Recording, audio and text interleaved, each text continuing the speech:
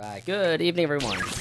And welcome, everyone, to a new episode of the Anination Podcast. Nate and Omid are back for another week of great animation news. What is up, Anination World? How y'all doing? I hope that you're all having a fantastic week. And I hope y'all are getting your studies done, especially when you're in school now. So, yeah.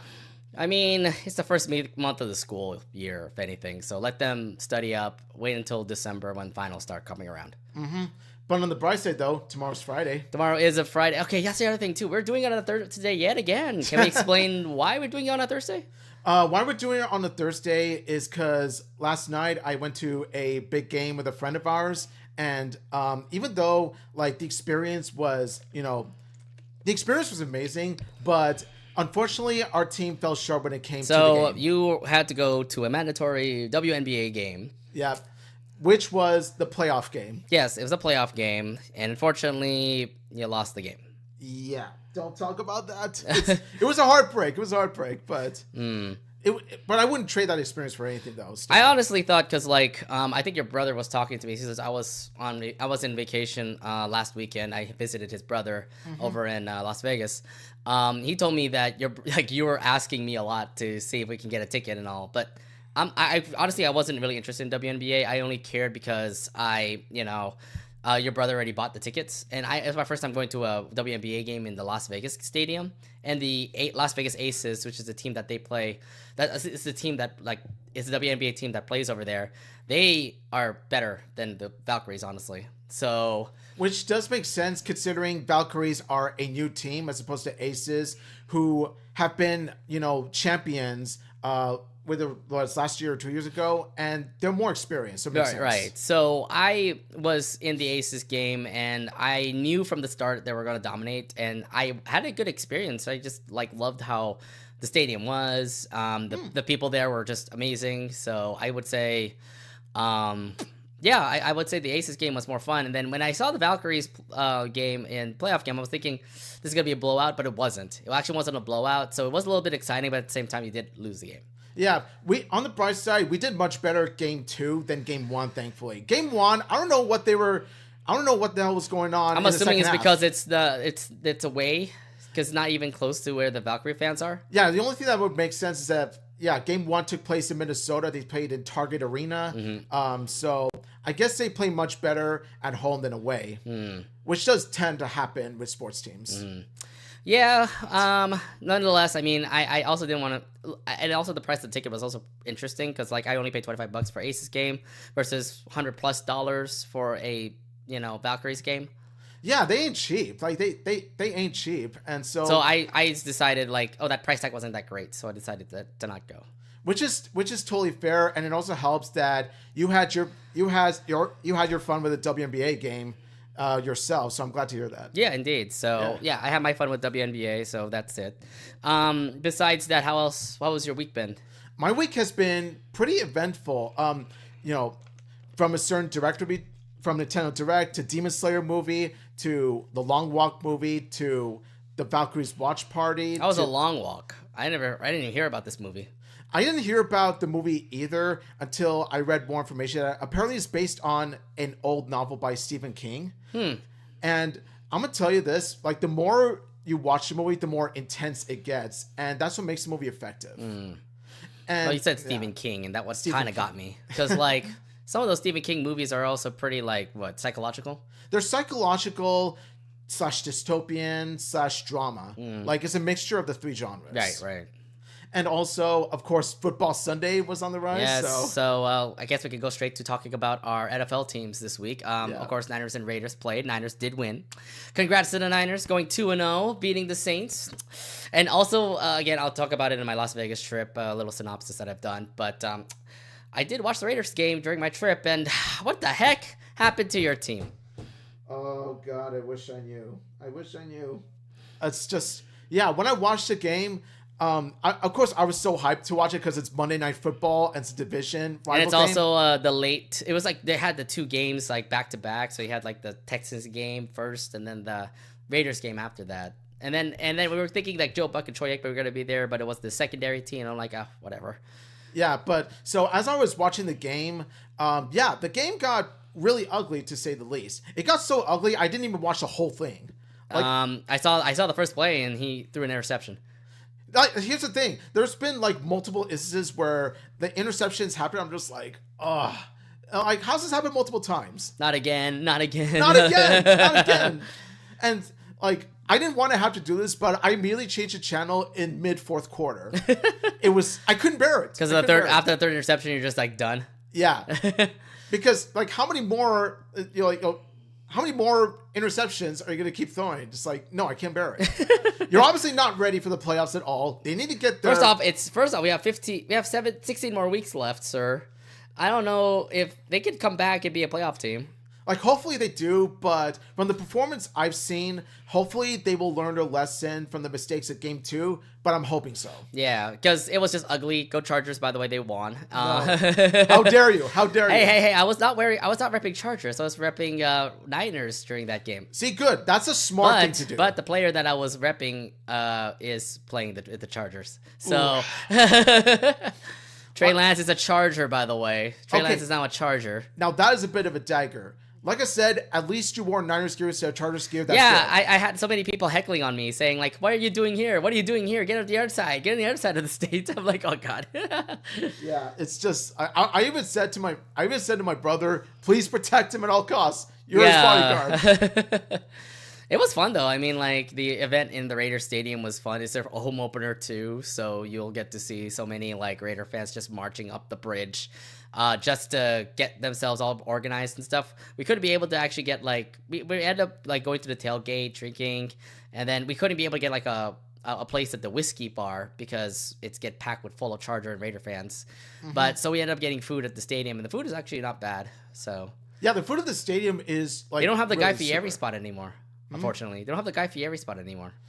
Ooh. Which is unfortunate. It is unfortunate, but on the bright side, at least there's like many food spots that are very solid. We ended up getting like what was it, the burrito, which was pretty good. I ended up getting your bro wanted a souvenir cup, so I paid him for that because he gave me the ticket, and I'm like, I gotta pay you back somehow, so I bought him his like food and drinks during that game. So yeah, very nice of you. We have to because like it's not a cheap ticket. Yeah, exactly. That's what I did last night for my friend because I wanted to treat him. So it's good that we both did. Nice. We both wanted to turn the favor. So Niners 2-0, Raiders 1-1. Raiders play the Commanders next, which may not have the starting quarterback, which will be a good thing for the Raiders. Yeah.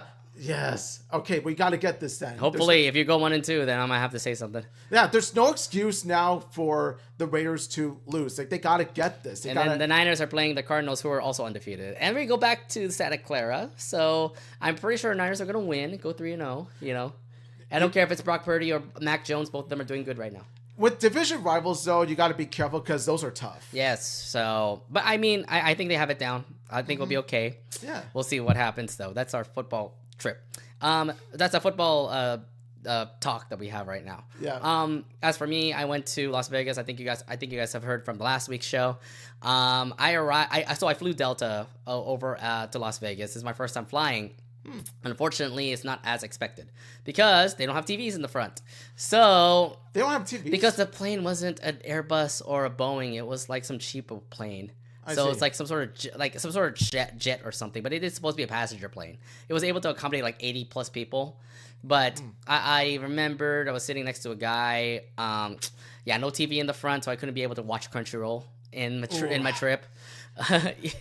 which really is a bummer because we've been hearing that you can watch Crunchyroll in Delta. Yeah, but I think it's more longer flights. So if you like go from like say San Jose to Dallas, then you might have a plane with TVs on it. Yeah, makes sense. But this is only Las Vegas, only an hour 30 minutes. Mm-hmm. The unfortunate part is that there was no built-in Wi-Fi in the plane. So they said that they were gonna have Wi-Fi, but it didn't work for me at all. I was supposed to be accommodated with like free Wi-Fi in the trip anyway because I ended up paying like extra for it.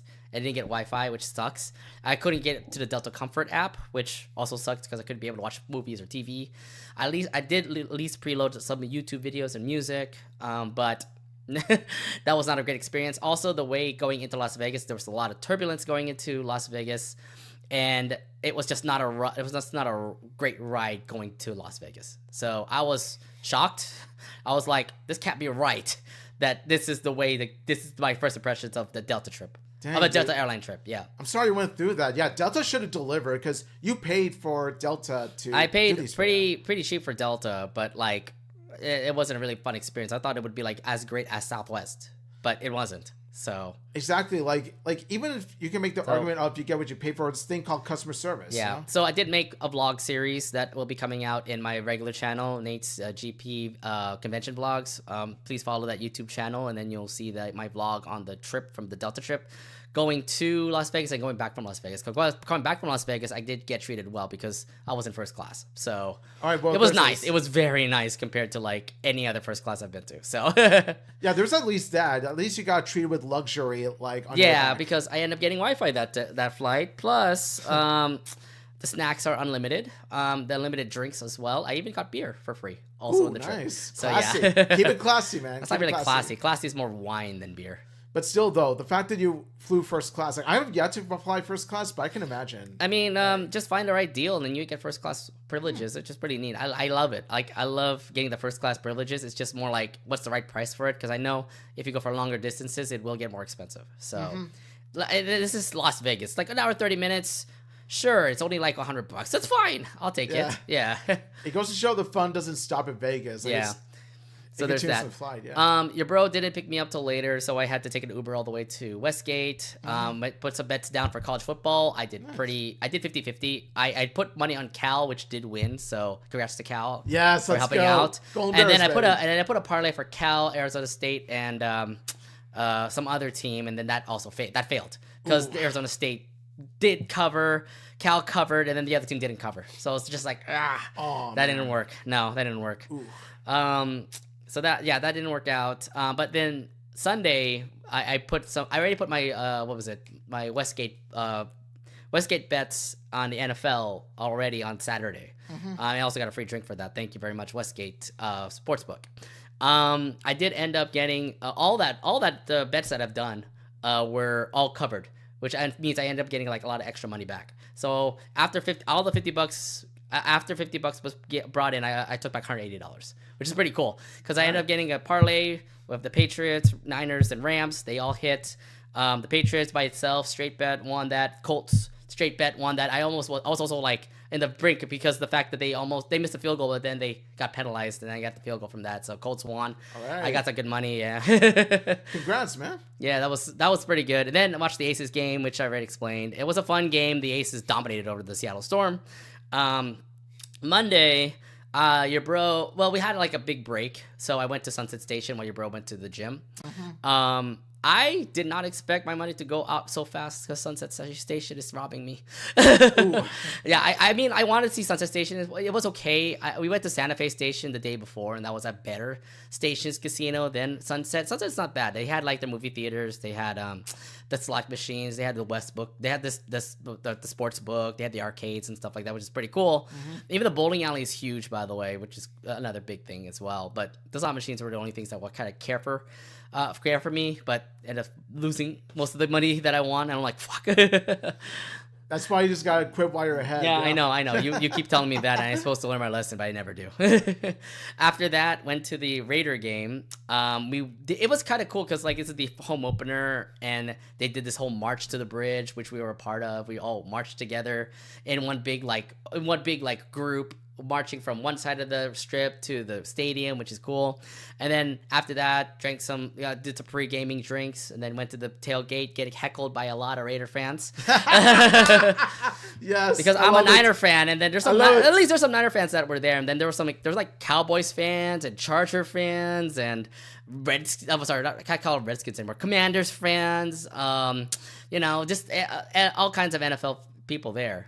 Yeah, one thing you know about Las Vegas is that it is a haven for football fans of all kinds of teams. Yeah, but for them to go all the way to the Raiders Stadium, because like it's all black and silver over there, but there's some colors of blue, for the Chargers since we're playing the Raiders. Yeah, apparently like Allegiant Stadium is more diverse than you think because you got, like I said before, you got all these different people representing different teams. Yeah. I saw the game. Raiders lost to the Chargers. Go Chargers! Congratulations, 2-0. No. Raiders 1-1. Then after that, it was already late, around 10:30. So your bro dropped me off at Palace Station. I checked in. Pretty much slept throughout the whole time because I was just like tired. Like I took a bath. They have some really cool baths over there. So I took a bath and then I just like slept. Woke up the next day. Turned in my last like winnings. Yeah, I did also win on that Monday night. By the way, I did put some bets down for Monday Night Football games. Had won, and then I started playing some slots, and I actually did win some money back from the slot machines in Palace Station. I'm assuming it's probably the day. I ended up doing well at Palace Station for some reason. Yeah, it's luck is with you, like wherever you go. Like I guess it depends on where you go, but luck is with you sometimes. Yeah, so I did get some money back, and then I also had to go back home. So I find this really odd because I did put a picture up on Instagram. Do y'all remember Quiznos? Yes, like Quiznos was one of my go-tos. So there's a Quiznos literally in the Las Vegas, like in the terminal that we're in. There's a Quiznos there. Toasty. Yeah, I know the Coke motto and everything, but there was a Quiznos, and I'm like, I'm going to get Quiznos because I haven't had Quiznos in forever. And your bro told me that there's actually Quiznos here. Whoa, there is actually Quiznos here. I actually didn't know until now. I didn't know either, but apparently there's some that are like close to his house. And I'm like, why don't we actually know about these Quiznos? They're apparently coming back now. Yeah, because there was one in our area, but that one's dead. Yeah. They said like somewhere down the freeway or something. But like, oh my God, like I had like the bacon avocado sandwich. Oh man, I missed the grill. I miss like how it tastes. It's better than like it's better than Subway for sure. I mean, definitely. You can like argue with Jimmy John's and Jersey Mike's which kind of best sandwiches are there, but I say Quiznos is still one of the best. Quiznos definitely is right up there with Ike's, Jimmy John's, and all that. Yeah, I don't know if Ike's is like everywhere though, because like Jimmy John's and Jersey Mike's are everywhere. Yeah, Ike's is like only in specific regions right now. But going back to Quiznos, I remember fond memories of getting the oven roasted turkey when I was a kid. Oh, those are so good. It was delicious. I actually ate. I didn't realize it, but my flight was already checking in. I was like, oh shit, I forgot about that. I wasn't late, thankfully, but because my seat was a first class seat, so I was in the first 3 sections. It's crazy because I got a seat all by myself. There's nobody like next to me. It's just me in the window.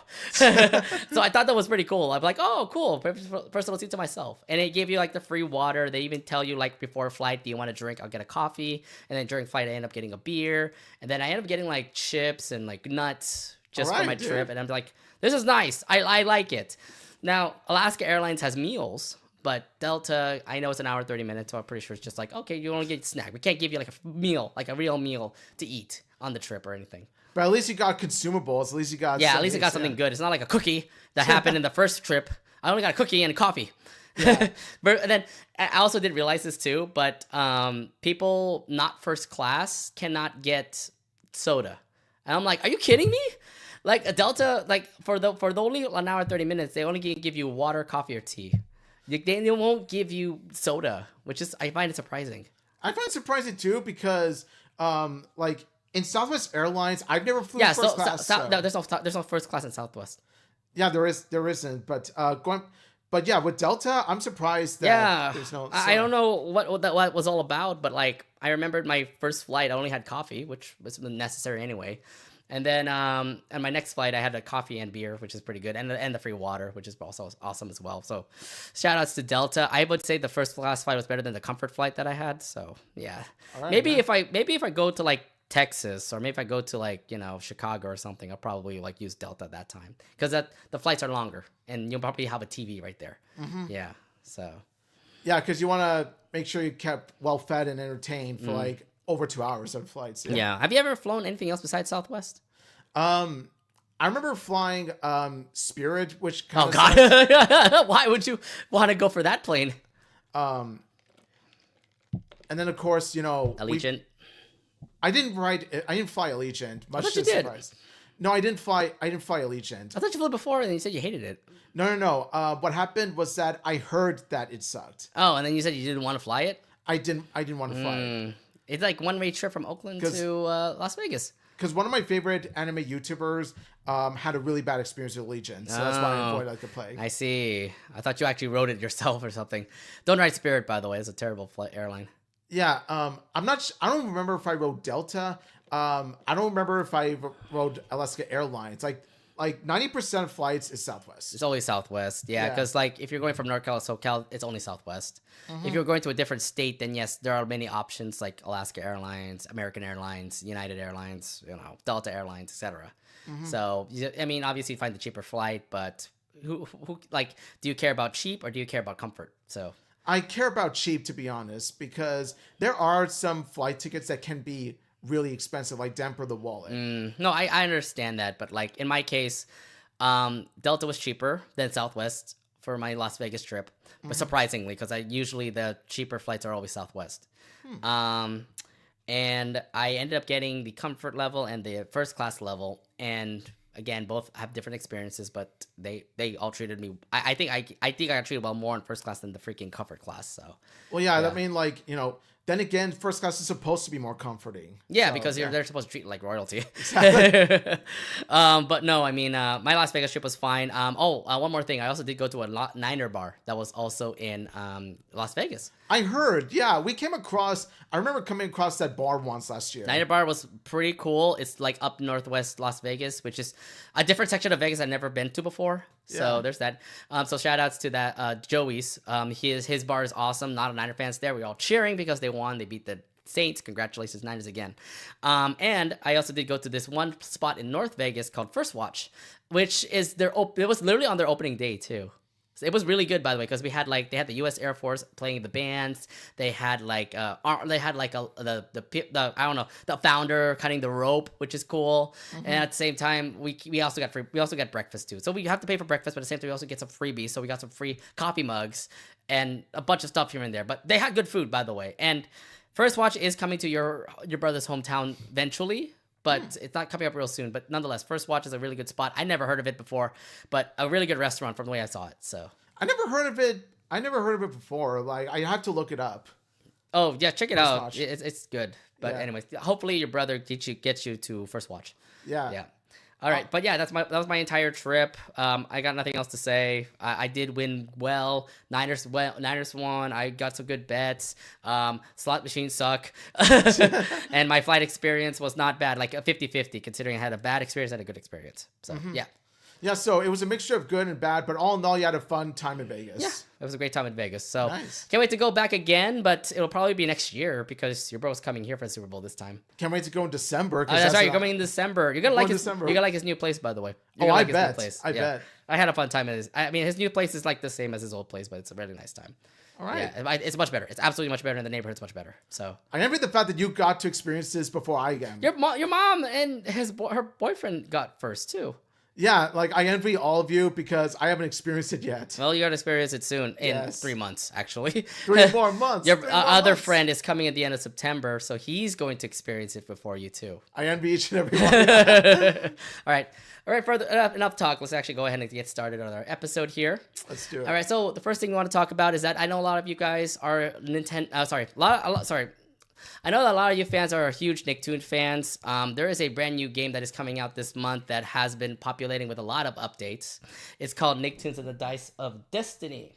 Now, they have launched a lot of new characters. I mean, SpongeBob and Timmy Turtle were going to be in there, obviously, but they also did introduce the new characters like Katara, Susie Carmichael. You have Leonardo from TMNT. You also have Danny Phantom from Danny Phantom. You have XJ9 Jenny from Mind of Teenage Robot. And you also got Jimmy Neutron. Yes. The moment I saw that Jimmy Neutron was announced, I was hyped. That like Jimmy Neutron was what got me to be like, okay, I'm investing in this. So, first impressions wise, how do you feel about the characters roster that we have here? Oh, I think the characters roster is pretty good. I would say that there's some characters that I would have included, but I do like what we got so far. Jenny and Jimmy Neutron being added in definitely upgrade the roster for sure, though. Yeah, because Jimmy, I have a feeling because of the character announcements, it tells me it's because of people that were requesting it a lot. So Yeah. people were requesting Jenny a lot, Danny Phantom a lot. I mean, it makes sense for Jimmy Neutron because a lot of fans grew up with Jimmy Neutron. Yeah, So, including us. We grew yeah. up with Jimmy Neutron. So again, and then I find it odd that there are some characters that were in the roster, and I was thinking like, why are they first, not like other characters? Like for example, Rugrats. Yes, they're a big franchise, but why is Susie Carmichael first, then like Tommy or Chucky?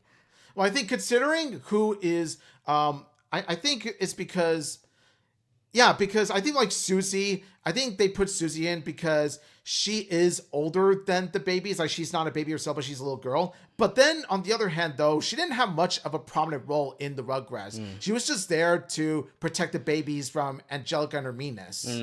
No, yeah, I mean, I would love to see if Tommy would be the one person to come in, but no, we don't have that. We also do have two SpongeBob characters that are also in the starting roster. We have SpongeBob, who is going to be the knight, and Sandy Cheeks. Yeah. Like, why both? And then we have two SpongeBob, and then the rest are like one character from the franchises. I'm surprised that Sandy Cheeks was the second SpongeBob character to be in this roster and not Patrick. Because usually when you think of SpongeBob, other than SpongeBob himself, Patrick is the closest thing to a main character of SpongeBob. So what would Patrick be? Support then? Like he'll just be supporting, the team that's gonna be around this, Dice Destiny thing? Considering this is medieval times, I would imagine Patrick Star being the jester. Oh yeah, maybe. I can see that. Because he's the fool. Yeah. Timmy Turner is going to be the wizard. That kind of makes sense, right? You have magic fairies with you too. Yeah. So yeah, something tells me that's a given. Katara, the spellcaster. Oh yeah, water bending. Kind of makes sense. Yeah. And that's what I like is that due to certain characteristic traits and abilities that these Nicktoons characters already have in their shows, I like how they give these roles to these characters based on their abilities. They also do have Danny Phantom as the rogue, which kind of makes sense. He's a freaking ghost. Yeah. So he's like a thief to say, right? He kind of fits more of a thief role. Very spot on. Right. So I'm loving this idea so far, and I love the fact that like we end up getting these characters being a part of Nicktoons and the Dice Destiny. This does kind of remind me of a certain Nicktoons game that we played before, right? Kind of does. What do you think about it? Yeah. Do you remember Nicktoons Unite? I remember Nicktoons Unite, and I'm gonna say this right now. The moment I saw Jimmy Neutron being announced, I was like, Nicktoons Unite reunited. Yes. Reunion. Let's go. It reunited because you got like, what was it? SpongeBob, Timmy, Jimmy, and Danny together. Yeah. So you got the OG 4 that are united. And as someone who's played Nicktoons Unite as a kid, like this made me all the more excited. I am actually going to be more excited with that. The fact that Jimmy Neutron's now in it. So like we get the Nicktoons Unite crew. I had a feeling the fans kind of brought it up just because it's like, oh, Nicktoons Unite. Let's go ahead and bring all of them back, right? Yes. Yeah, and not just the 4, but also Jenny. And of course, I did say Jenny. Yeah, I did say Jenny and Jimmy Neutron. Yeah, Jenny's the ranger. Jimmy Neutron's the engineer. The engineer makes sense. Jimmy Neutron's a fucking smarty.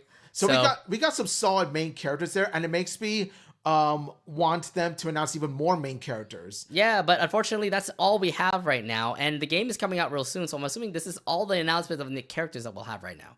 Right now, but I think coming about a month or two, hopefully, keyword being hopefully, we get some DLC here and there. Yeah, I'm really hoping we get some DLC characters. I mean, I would love to have Lincoln Loud, in the game.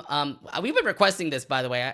I always been putting it up. No Lincoln Loud, no game for me. Yeah. That kind of thing. Where is Lincoln Loud? Because we got to have Loud House He's Reputation. definitely huge. There's also other named characters as well, like Rocco from Rocco's Modern Life. You had, what? Oh, go ahead. No, go ahead. The first thing I thought of is Korra. Korra would have blended But you already have, like, Katara. No, but, like, Korra is, while it takes place in the Avatar universe, Legend of Korra is still a show itself, but it's a spin-off show, so why not have more Avatar? The creatures. Do you think Ren and beasts. Stimpy might actually be a chance? Maybe Ren and Stimpy might actually be in there, possibly. Could be, because Ren and Stimpy's here with Willpower, but it is one of the most game-changing It is the beginning. animated It was shows. one of their beginning shows. So, a lot of fans still love Ren and Stimpy. So, you got to bring that up. Let's see. We have, again, we can look back at all the Nicktoons that came from the past. It could be funny to get rid of Booty from Chalk Zone to come in. And I'm going to say this right now.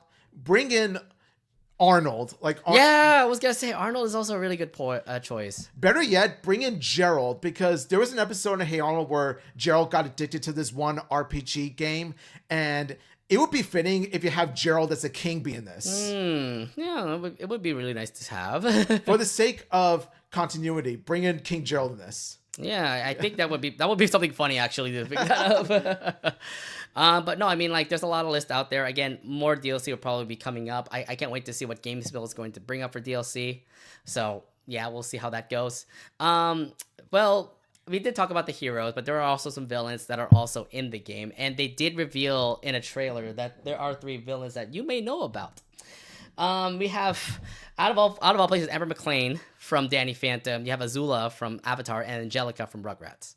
Yeah. Do you find that a little fitting for them to be the villains of the game here? Very much so, because in a way, each of these female villains really stand out in their own shows, and I do like that they carry the characteristics and personality traits that they had in the original. Of course, I laughed so hard at that one part where Angelica comes in late and she says, "Sorry, I'm late."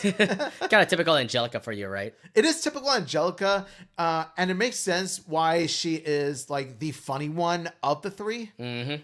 Considering how Angelica and the Rugrats is more comedic in tone in comparison to the other two. And also, to be fair, like when we watched the Rugrats when we were little kids, we kind of thought Angelica was kind of more of an antagonistic role, right?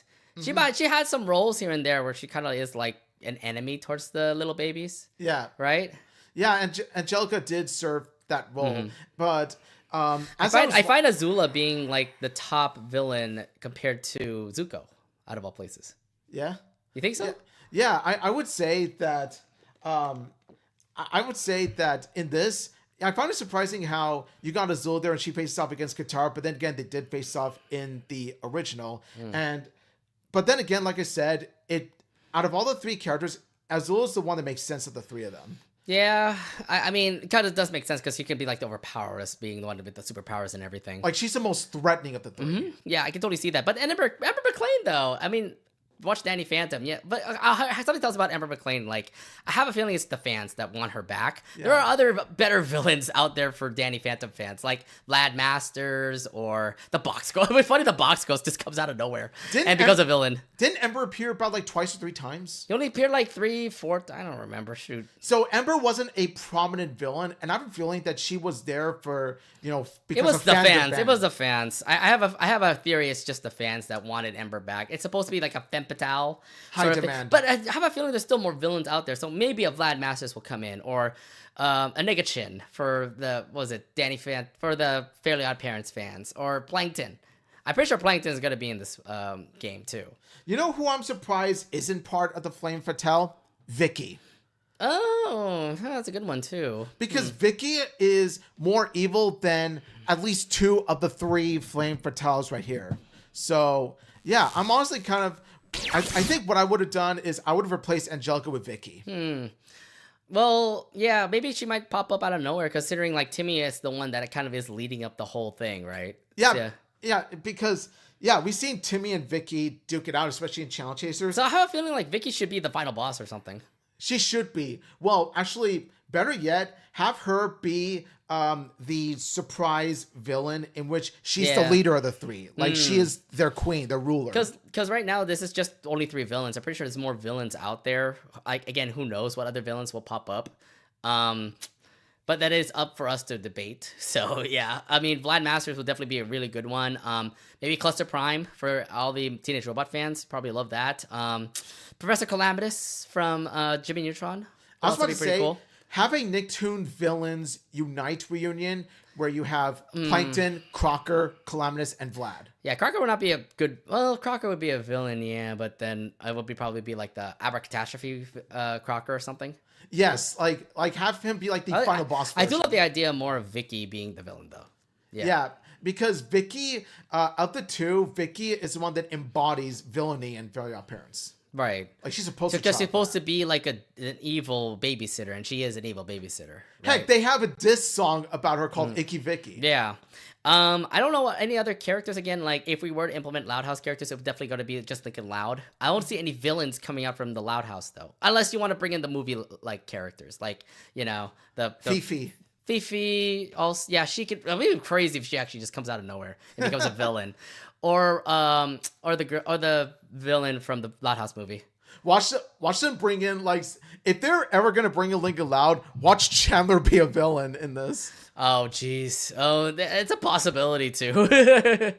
Like Chandler's more possible than Fifi. Because I'm looking at like the DLC possibilities that could come out for this game, and I'm thinking if they were going to implement Loud House characters, it would most likely be Link and Loud, and who knows if any of the other sisters might actually be in it as well. Something tells me Luna might just be there immediately. Luna Loud would be there as, the musician. Musician, yeah, because the music of magic is going to help her out. I don't know. And plus, music has been a part of medieval times. Yeah, and then the rest of the other sisters, I'm like, I don't see them do much unless Lucy comes back out of nowhere. I know what Game still has worked on, All-Star Brawl. You can bring Link and Lucy back if you want to. Or you're forgetting one thing: Lola Loud as a princess. Yeah, that makes Lola Loud would fit in. It'd be funny if like Lola just comes out of nowhere and she's the heroine to rescue. Oh, that'd be awesome. Should be Lola Loud be the heroine to rescue? Aw. Or better yet, here's a clever idea: have Lola Loud be a double agent, like pretend to be part of the Flame Fatale, but she's secretly working with the good guys. I don't see her as a villain. No, I don't see her as a villain at all. No, I'm not saying make her a villain. I'm saying have her be an undercover villain. No, it's gotta be. It can't be simple like that. I don't know. I can't see Lola like that. I don't know. It's interesting. No, but like she's secretly good. Like she works with the good guys. She infiltrates the Flame Fatale. Yeah, maybe that could work, but again, that's just a lot of theories that are just coming out of our minds right now. But yeah, I mean, Loud House would be great to have represented, but they didn't have any announcement of that. And other Nicktoons as well, because I feel like they got shafted, like Rock Paper Scissors or Ginger. Ginger. What would they do? Because they're teenagers. Rocket Power. Oh my god, we'll have Rocket Power fans. Oh my god. If they have like Auto Rocket or Reggie Rocket, like be out there doing his skateboards or whatever skateboard is in the medieval times. Yeah, somehow I do find them jousting, like in the medieval times. The sport is like they're not really jousting. They're more like shooting arrows, like archery. Yeah, that can work too. I don't know. There's just so much like things to fill in when it comes to this game. Yeah, this is a game where pretty much anything goes and anything is possible. I don't know what will happen, but this game is looking to be quite a fun game, and it comes out on September 30th. Are you going to buy this game? I'm gonna, I'll wait for the reviews and see if I can purchase it. I'll purchase it soon, but probably not day one. I will probably buy it on PC. It'll be on Steam, Xbox Series, and PS5 and Nintendo Switch. So it's going to be going on all systems. So you have any kind of possibility to play the game, and it comes out September 30th. Yeah, so if you are a huge fan of Nickelodeon, and if you're a fan of gaming, then this is a game for you. So yeah, it's on my list, and who knows, I might get it on the PC and play it out. We'll see. Yeah, this might be in my Switch library as well. Yeah. Speaking of video games, let's actually talk about something that also came out last weekend, and that was the Nintendo Direct. Yes, the Nintendo Direct of September 12th. That's the reason why Omid is currently wearing this Let's Nintendo go! They've been cooking. All right, so last week, Nintendo just brought out the Nintendo Direct, giving us the first amazing news as to what to come from Nintendo, especially the first 20 minutes, as it was about Mario's 40th anniversary. Yes, So I knew right from the get-go that since it is Mario's 40th anniversary, that they were bound to have a Nintendo Direct. It was a matter of when they would announce it. They literally announced it 2 days before the actual Direct. So it's Nintendo Direct. Nintendo's something they like to do. They like to shadow drop Nintendo Direct scheduling. Yeah, and I do love that, though, to be fair. It makes us all surprised. And also, like, it's crazy because, like, when they put the announcement out on Nintendo's Twitter or whatever social media site they go to, every YouTuber comes out and just makes a prediction saying, like, oh my god, I can't wait for this game. Can there be an announcement of this game, that game, and that kind of thing? But I think the obvious one that came out because this movie was going to come out next year was obviously Super Mario Brothers movie. Yeah, so ever since the first movie, we've been waiting for more details on the second movie, what it's going to be about, and, how big of a role Yoshi's going to play and everything. Well, unfortunately, I don't think Yoshi's going to be a part of it, even though the egg got revealed in the end credits, though. Which kind of makes me think, I just remember watching the whole Direct, and I saw Mario sleeping down, and I just realized, we're going up to the stars. We're going to go for this particular movie. Super Mario Galaxy! Ooh! Dun, dun, dun, dun, dun, dun, dun. Did they actually put the music, too? They put the music too, and it was just a sweet taste of nostalgia. Like, yes, the moment I saw it, it's like, oh my gosh, Galaxy movie, let's go.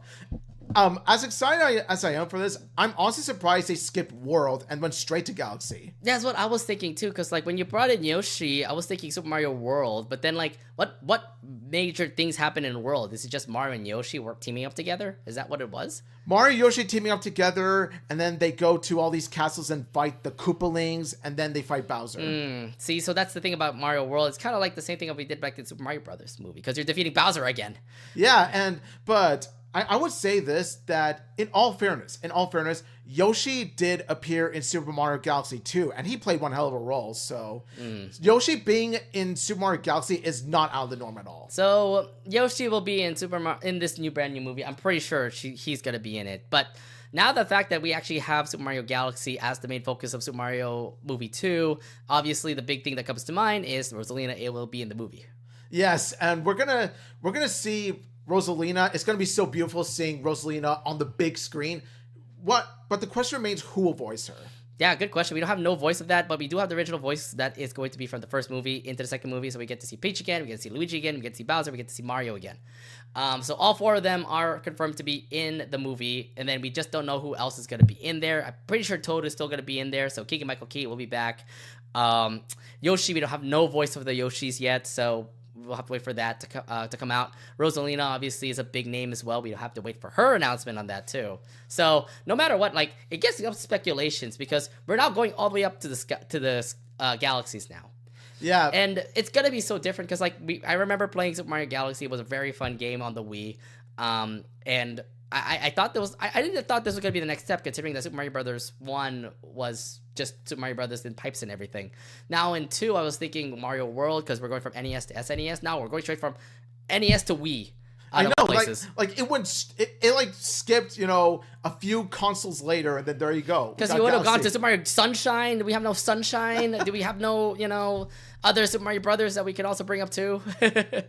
But yeah, So Super Mario Galaxy, I've had a lot of fun with 1 and 2 myself. I consider them the 2 best Wii games we've gotten. I call them peak Wii. So yeah, there's this, nostalgia in me that is very hyped for this. I think if anything, this just clears out the confusion of what will happen in Super Mario Brothers 2. The fact that we're going up to Super Mario Galaxy is just shocking. But at the same time, there were some hints. There were some subtle hints that were there. I mean, even the freaking star was there in the movie, first movie. Yeah, kind of makes you think like, the stars in the first movie, it kind of may have a galaxy thing going on. Not only that, but if you remember the dialogue in Super Mario Bros. Movie, one of the lines that Peach says is that there are many galaxies out there. They had subtle hints. They had subtle hints in the first movie. There's that subtle hint, dude. Yeah, they had so many subtle hints in the first movie that I was thinking like, we were going to move on straight to galaxy. So I knew that it would lead somewhere. Other big news that comes out of it is going to be coming out in 2026. But yeah, we're all going to be excited for the new Super Mario Galaxy movie. Day one, baby. Let's go. Make a hype. Now, speaking of Super Mario Galaxy, there are some new announcements for Super Mario Galaxy because 1 and 2 are coming to the Switch. Yes. So, we haven't played Super Mario Galaxy in forever. It's going to be coming out on October 2nd. How are your thoughts on the fact that we're going to be playing Super Mario Galaxy once again? Already pre-ordered. I'm still already I'm ready for this. Like Super Mario Galaxy 1 and 2 looked so beautiful. Like even to this day they look so yes. Because it's now going to be in 4K high definition. The same game is just going to be there. It's pretty much a carbon copy just in high def now. Yeah, it's everything that I remember about Galaxy. Who knows if you're going to be using that Wii stick, the Wii remote for doing all this stuff that you did in Super Mario Galaxy, right? Well, there's the option of using the Do Joy-Con. you want to do that again, though? You want to be like waving your thing around, making it fly like that? That is one option, but what I prefer to do personally is play with a Switch Pro controller, and then there's this like cursor in which you can use to aim your controller towards the screen. Yeah. See, I'm telling you that you can use the Wii. If anything, it's still it kind of has the same Wii functions for Mario Galaxy 1 and 2. But yeah, both games are going to be coming out coming out real soon, actually, on October 2nd. Yes. Yeah. It's everything that I remember about Galaxy during my childhood, but enhanced even better. Yeah. Not only 4K, but it's also extra I'm surprised content. about this. It's going to be on the Switch, but it didn't say Switch 2, which it's got to be shocking to me. No. Also to be fair, like, you know, maybe just keep it on the Switch, and then, like, you know, you have the high def thing in the Switch 2 that can make it into 4K. So, you know, there's that option. It actually comes out in both the Switch and Switch 2. It was announced in the Direct. So did you buy the Switch 2 version in this case? Yes, I did. I bought. Yeah. No. Here's the thing. Like, of course, Super Mario Galaxy 1 and 2, like, physical cartridge wise, of course, it's gonna say Switch 1 on the label, but of course, when you play it on your Switch 2, it's going to automatically enhance it to 4K graphics. Yeah. So nonetheless, you are going to be looking at 4K graphics of the game. Yeah, but whether you're playing it on the Switch or the Switch 2, you're still going to have major fun with it. Yeah, I nonetheless, I mean, I do want to play Super Mario Galaxy again. It has been a fun game, even though I already played it on the freaking Switch, considering that they had that cartridge for all 3 of the first Mario games. Yeah, like, so what they was talking about is there's this game called Super Mario 3D All-Stars, which has Super Mario 64, Super Mario Sunshine, and Super Mario Galaxy 1, but not Super Mario Galaxy 2.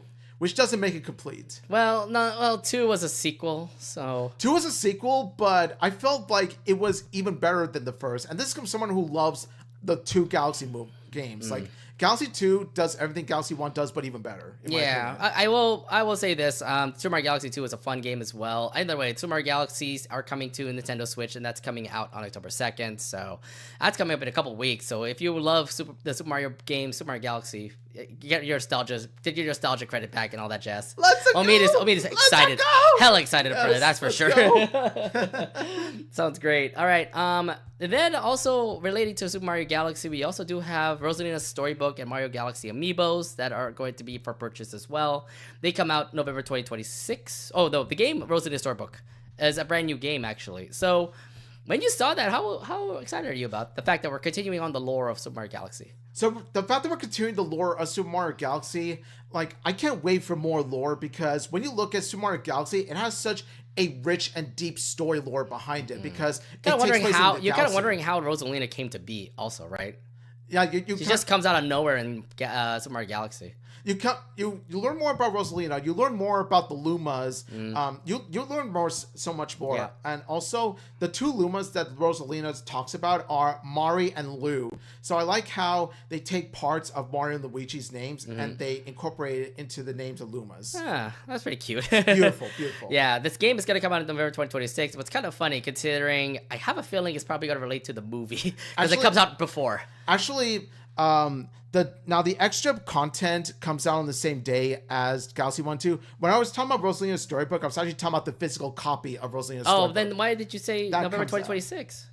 I said a physical copy released Rosalina's Storybook, which will release in November 2026. But okay, so is this supposed to be a book or is this supposed to be a game? It's supposed to be a book. Oh, what the hell? It was. It's an actual book. Oh, I thought you said it was a game. What the hell? No, physical copy of Rosalina's Storybook. Oh, so that comes out November 2026. Nonetheless, it still has a storybook about Rosalina, which will be relating to the movie. Do you think? Because the movie comes out first before the book.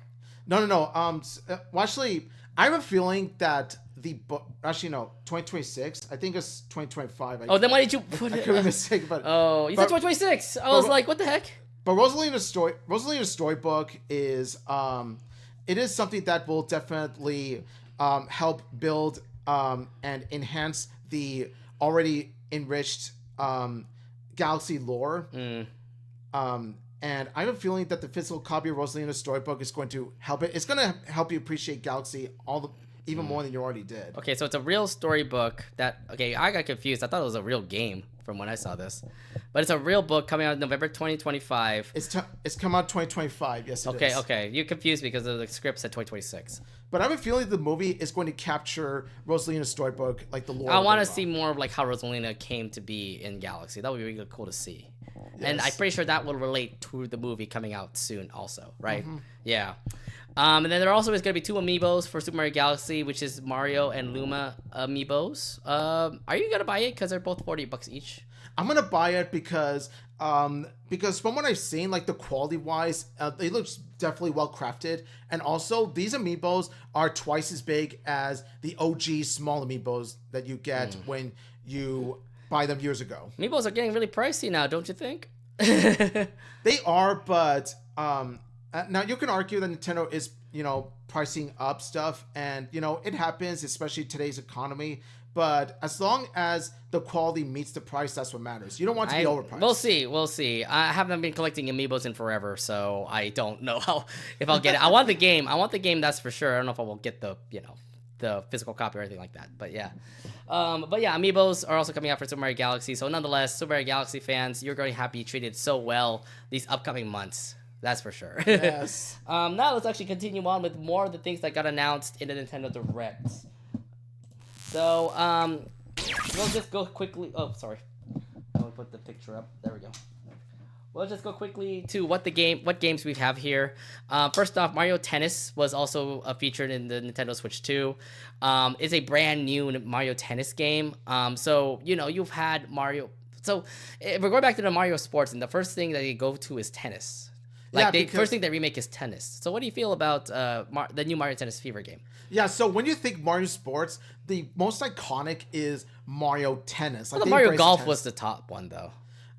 It's about it's the top two. Tennis and golf are definitely the top two. I know baseball is also in it too.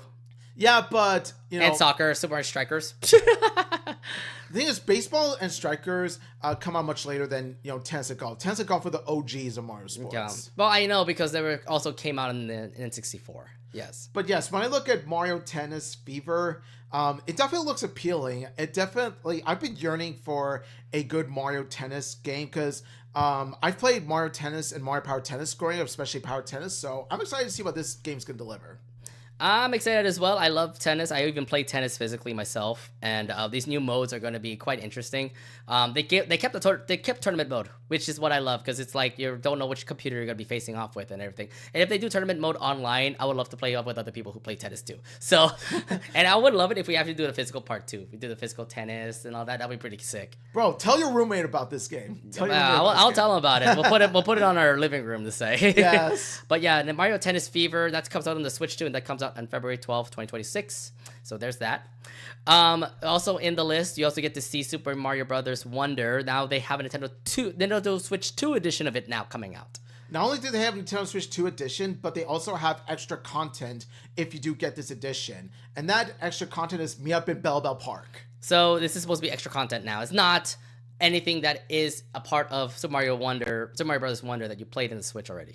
Yeah, no, so like this is the edition of Switch 2 in which you must have a Switch 2 in order to play this version. So it's pretty much like you follow up with other players as well. You team up. It says this new modes called Coin Spree, Knock 'em Spree, Run and Hide. So it's like hide and seek and co-op. So this whole thing is kind of more like you're teaming up with other people that also have Switch 2 and you're all playing together in modes for Super Mario Brothers Wonder. Yeah, you just grab in your buddies who do have a Switch 2 and you just have a fun time with it. Like go to Bell Park and it does feel like you're in an actual park playing together. It's beautiful. This game will be coming out on spring 2026.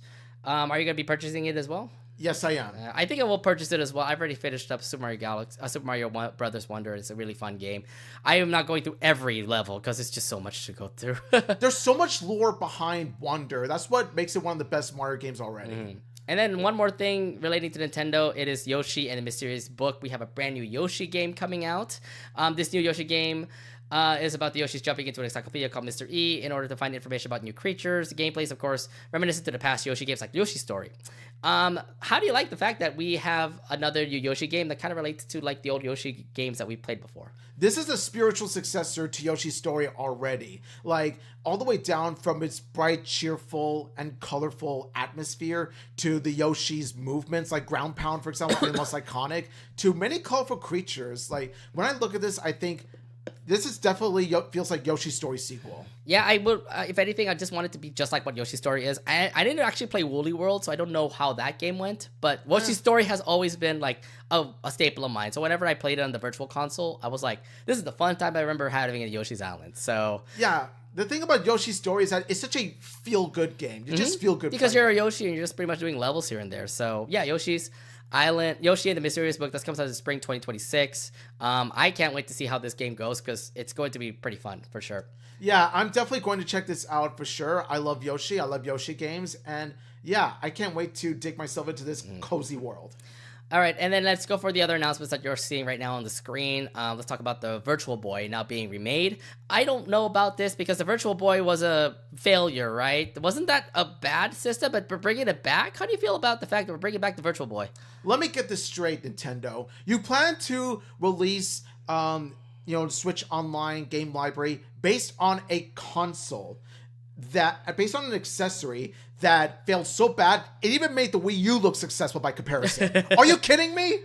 Like why? It's random. It came out of nowhere. Why Virtual Boy? I don't know because even like you have so it's weird because you end up getting the physical Virtual Boy, by the way. So it's the whole thing. And it's like high def graphics this time, and it's weird because like you're gonna be seeing black and red most of the time. Yeah, and it's like, are we sure we're going to be okay with this?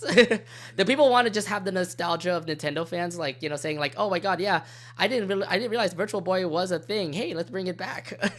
Yeah, but keep in mind though, there are going to be some that are going to be dizzy by the end of their gameplay. I don't know. I mean, like, who knows? It might be fun. I haven't played the Virtual Boy either, so it was like back in the '90s and stuff. I don't remember even playing it. So yeah, like. I was expecting their next Switch lineup. I was expecting them to announce Nintendo DS, Nintendo Switch Online. No, but they didn't do that. We're going straight back to the Virtual Boy. it's like, really? But we have GameCube games, so I mean, there's that. Like, because they went in chronological order, where you first had NES, SNES, Nintendo 64, Game Boy Advance. I expected DS, but now apparently they're going all the way back. No, going all the way back. Well, either way, I think they missed out on that mark too. Remember NES, then Virtual Boy? Yeah. Then SNES. So they did miss a couple of things here and there, but yeah, the Virtual Boy will be coming out. They said in the future, but I don't know if I will be picking it up considering it was a failed system itself. So I'd have to take a look at this first, look at all the details. But even as a big Nintendo fan, even I'm hesitant to get it. Yeah, like this is something even I don't know. If you're a big fan of Virtual Boy, go buy it when it comes out. Pokemon Legends ZA, I am going to buy it because that'll be my first game that I'll have on the Switch too. Nice. So remember, I bought the combo that's gonna be coming out in October. It's Switch 2 along with Pokemon ZA. All right. Because I know that some folks end up getting the Switch 2 along with Mario Kart. The world, yeah. I'll get the game physically later, but I do want to check out Pokemon. It's one of my favorite franchises, so I am going to check out Pokemon Legends EA. They actually did give out more information about the game, including brand new Mega Dimension stars like Mega Raichu X and Y. I liked how they look, by the way, so I can't wait to play it when I get in October. They look crystal clear, and look, like, let me just say, congrats to you. You're gonna join the Switch 2 club. Nice. Mm-hmm. Yep. I'm very happy to hear it, man. Yep. Tomodachi Life, it's coming out in spring 2026. One Piece Pirates Warriors 4, that's coming out on Nintendo Switch 2. Danganronpa 2x2 as a new version of Danganronpa 2 that's coming out for the Switch. Pokemon Pokotopia, which is the first life simulation game where you play as a Ditto being transformed into look like a human. But from the way I kind of saw that game, it kind of feels like Minecraft, right? It does sort of. When I look at Pokemon Pokotopia, it's strange, but it's a good kind of strange. It's weird, but in a good way. You're sort of a bit. They look a bit weird, but in a good way. Like, it feels weird but cozy at the same time. You're world building. First off, you're world building. Plus, you're also unlocking Pokemon that's going to be helping your world out. So yeah, you're a Ditto human. You're a human Ditto, but at the same time, you're also like trying to world build, making like a new world making a new world for yourself. Yeah. I kind of want to do the whole unlocking Pokemon thing. I can't wait to see how that goes. But I'm interested in new Poketopia. That's pretty cool. That comes out in 2026. Donkey Kong Bonanza now has brand new DLC that is now out now. How do you feel about the new DLC? Did you download it already? Oh, I'm about to download. I actually already bought it, but the thing is, I have to beat the main storyline first. Oh, so you're not even supposed to like get this before the main storyline, huh? Yeah, so the DLC you play it when you beat the main storyline, which I haven't done yet, unfortunately, but I'll definitely get there soon. Because DK Island looked so majestic, and it helps that DK64 was one of my childhood games, and so it was such a beautiful eyesight. Like when I look at my childhood island, right, like that. Nice. DK nice. Island. I'll have to play Donkey Kong Bonanza when I start getting my Switch too. But I heard it was a really fun game. So very much so. okay, so that comes out. That's already out, by the way, the DLC. So Yeah. check it out if you guys have Donkey Kong Bonanza. Metroid Prime 4. There's the trailer for that now that came out, and she's on bikes now. Ooh, we got bikes for Metroid Prime. Ain't that cool? It's like Samus went half Mad Max, half Tron with Yeah, that well, bike. Yeah, I like the whole bike feature too, because you're pretty much like you're like riding by yourself. You're kind of like Tron, just like you being a bike itself, and then you transporting out of it, like starting shooting Metroids here and there. Like the bike looks super cool. I think it's pretty sick that they end up having that new feature. But Metroid Prime 4, I'm waiting for it to come out. I hope it does come out, this year, because I know it's supposed to be coming out on the Switch and Switch 2. So. Like, I really do hope that there is an amiibo of Samus riding that bike, because I would buy it. Oh, that would be a pretty cool thing if they end up getting amiibo for that. Yeah. And last but not least, I think the last trailer that also came out for the Nintendo Direct was a brand new Fire Emblem game. And me being a huge Fire Emblem fan, I was floored. I loved it. I was like, new characters. Oh man, it means new characters to cosplay, right? The trailer looks so epic, but then again, Fire Emblem definitely delivers in terms of trailers. It does well, because like Engage was the last game, and that was a really fun game. I didn't think it was as great compared to Three Houses, but Fire Emblem Fortress Weave is a brand new game, have a new pro tag, and these new characters look awesome. Don't know how the legend is going to be about, but Fire Emblem always continues to be so great. So I can't wait for this game to come out when it comes out to the Switch 2. They have no announced date yet, but it is in development, and I can't wait for the new Fire Emblem game. And the other thing that also comes out is that Sothis, who was in Fire Emblem Three Houses, she also appeared in this trailer. So something tells me Three Houses will relate to this game coming out. So it takes place in the same universe of some sorts. It makes me wonder what kind of role she's going to play in this game in comparison to Three Houses. I don't know what it'll be, but I'm pretty sure she probably is leading everything again, like what happened in Three Houses to say. You played Three Houses, right?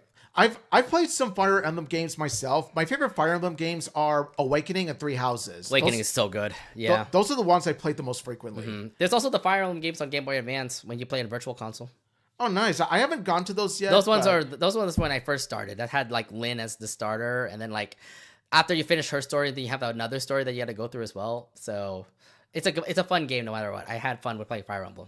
When it comes to Fire Emblem games, I've played the later entries, like the ones from 3DS onward. Yeah. All right, and then after that, we'll just look at the other games that also does come out. We are going to have the Resident Evil games, even the newest Resident Evil game coming out for the Switch 2. We have a brand new Hyrule Warriors game coming out. So if you are a big fan of Hyrule Warriors for the Wii U, you can have fun with this one on the Switch.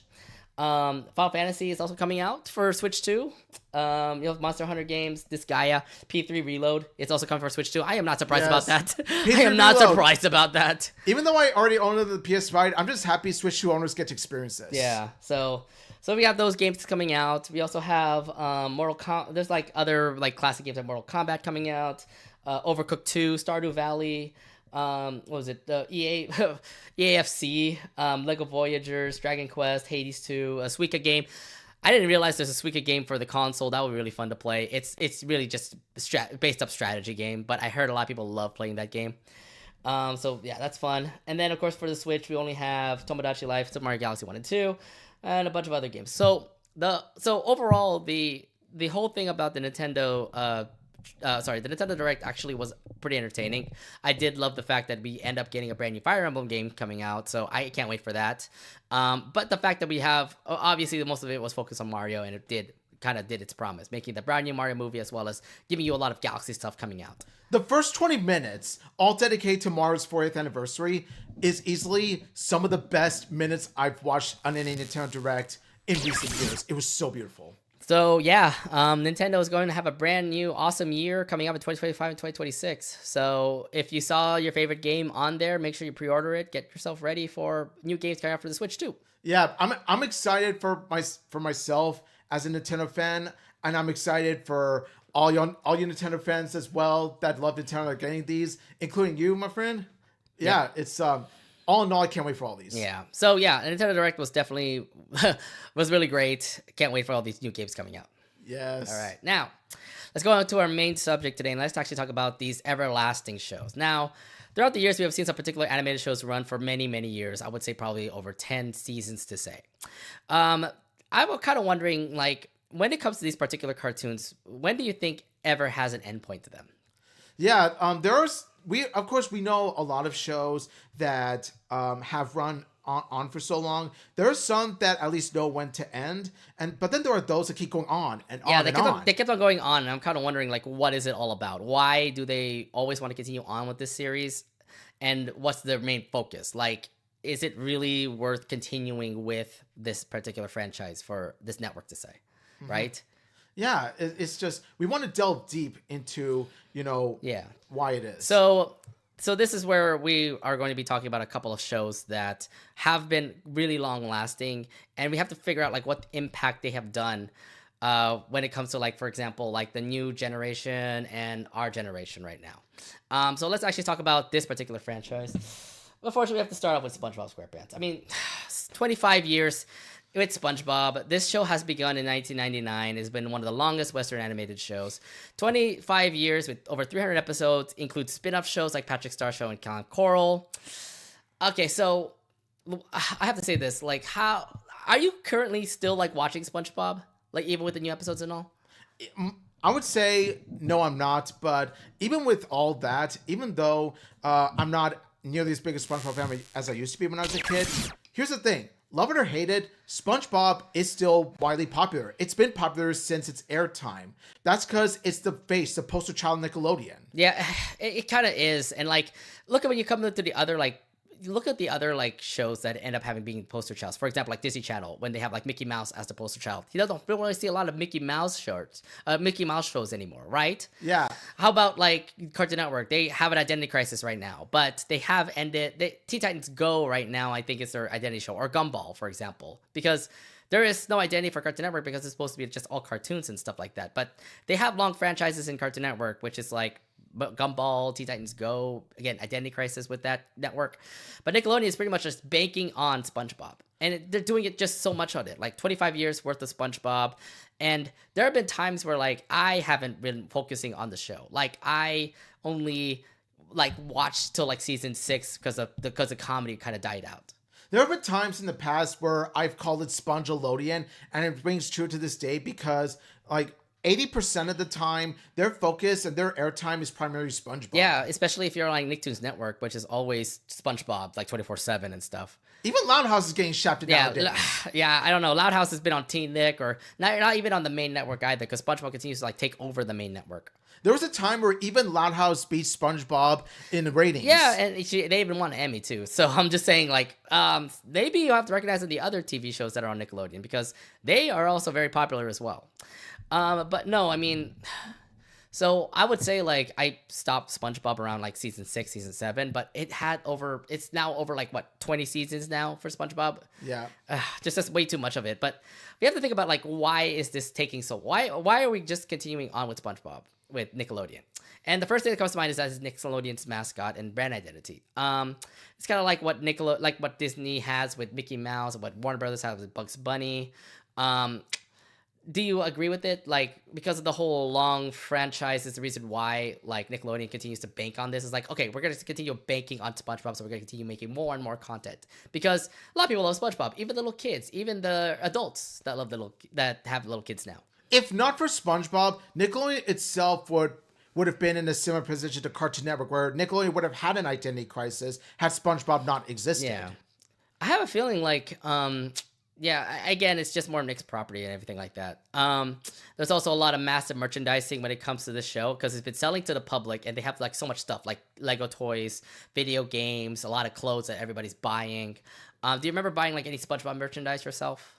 I remember being a big SpongeBob collector during my childhood. I would own the VHSs. I would own some furniture, some video games. Heck, I even have a physical copy of the SpongeBob edition Uno game. Oh my God! Wait, you still have Uno? Yeah, like I kid you not, there's this SpongeBob edition Uno game in which there's actually an extra Uno card called the Super Absorbency. Okay, I don't know how this Uno rules work. It's supposed to be just like regular Uno or something, but I guess it's not. Yeah, no, they stick to the Uno rules for the most part, but it's just a Super Absorbency card that's different. I just remember before when I was like a little like teenager, I remember like buying some SpongeBob games for PC.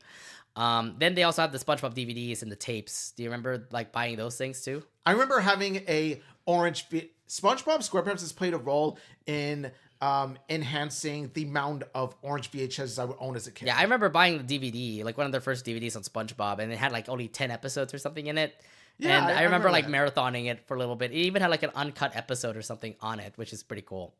Or like a non-shown episode on it. I also remember the Shanghai episode. Yes, that episode. That episode had 3 different endings. Oh, really? Yeah. Oh. So Flying Dutchman goes Eeny, Miny, Mo, who gets the last wish? SpongeBob, Patrick, or Squidward. Of course, we know the original is SpongeBob, but it gave us 2 alternate endings, the Patrick ending and the Squidward ending. Oh, interesting, because I never saw them. And both of the endings end up with the Flying Dutchman, of course, eating SpongeBob, Patrick, and Squidward, having the Flying Dutchman's belly full of these 3. Oh, really? Yeah. While the SpongeBob ending had the trio turning into fruits, and Flying Dutchman, of course, being a vegetarian, is making a fruit smoothie with the 3. I didn't know about that whole ending, which is pretty cool. Yeah. But yeah, I mean, even to this day, they continue to merchandise on SpongeBob. So like, again, toys are out there for SpongeBob, clothes are out there for SpongeBob, and, a lot of kids and even adults are also purchasing it up, So I can understand why they want to continue like going along for it, Yeah, so there also is the appeal for all audiences because the fact that there's just a lot of memes now for SpongeBob. They had the SB1 surprise Patrick phrase. Yeah, the and then they had the SB129 SpongeBob or the boy. Yeah, that one too. And then I'm gonna get out of here. That kind of meme. All right, I'm gonna head out. I'm gonna head out. That kind of meme. I'm just saying, like, there's just so much like memes for SpongeBob that I can understand why so many, like, why Nickelodeon wants to continue on with SpongeBob. It's like, oh, you guys love the old stuff? Well, we want to bring that back. Yeah, and of course, SpongeBob is one of those that does celebrate meme culture with its many memes. Of course, I never forget the chicken SpongeBob, the mocking. Oh, yeah, that one was another meme, too. It's too bad it's from a terrible episode, but still, though, that SpongeBob meme is iconic. Yeah, so I mean, memes alongside is also one thing, and also the fact that like even the old nostalgia episodes from season 1 to season 3 like are also like, what was it, very iconic to say, because there's some old bits in those episodes where we kind of like we just continue loading the lines for those kind of things, right? Like of course, some of them being Band Geeks, Chocolate Nuts had some pretty iconic lines as well. And then, of course, Mermaid Man and Bonko Boy episodes, like, all that galore. Yeah. So, I mean, if anything, like, I just remember season 1 to season 3. SpongeBob has just always been, like, an icon for me because they know how to write great episodes then. And then, like, when season 4, season 5, season 6 hit, that's when I start seeing, like, the downfall begin. Yeah, because the problem with, the post-movie era, well, particularly seasons 5 through 9, is that... the reason why those failed and where season 3 succeeded was due to its writing and how it prioritized flanderizing the characters. It prioritized on making gags out of characters rather than having, the characters be fleshed out like the first 3 seasons was. Right. That's the thing that really botched it down. I see.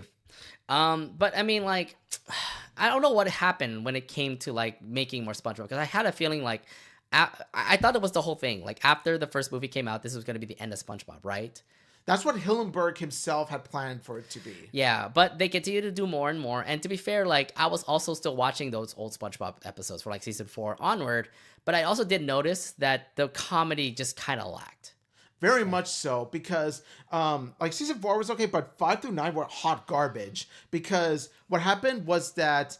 the jokes were much lamer. They were poorly written. And then, of course, they dragged on for too long. Not only that, but you've noticed that the characters aren't the same as they used to be. SpongeBob is more childish. Patrick is overly dumb. This is why I think it's just really bad, considering, like, back before when those old SpongeBob episodes were, like, we have a really smart Sponge. We really had not a bad, dumb Patrick. Like, yes, he is stupid himself, but, like...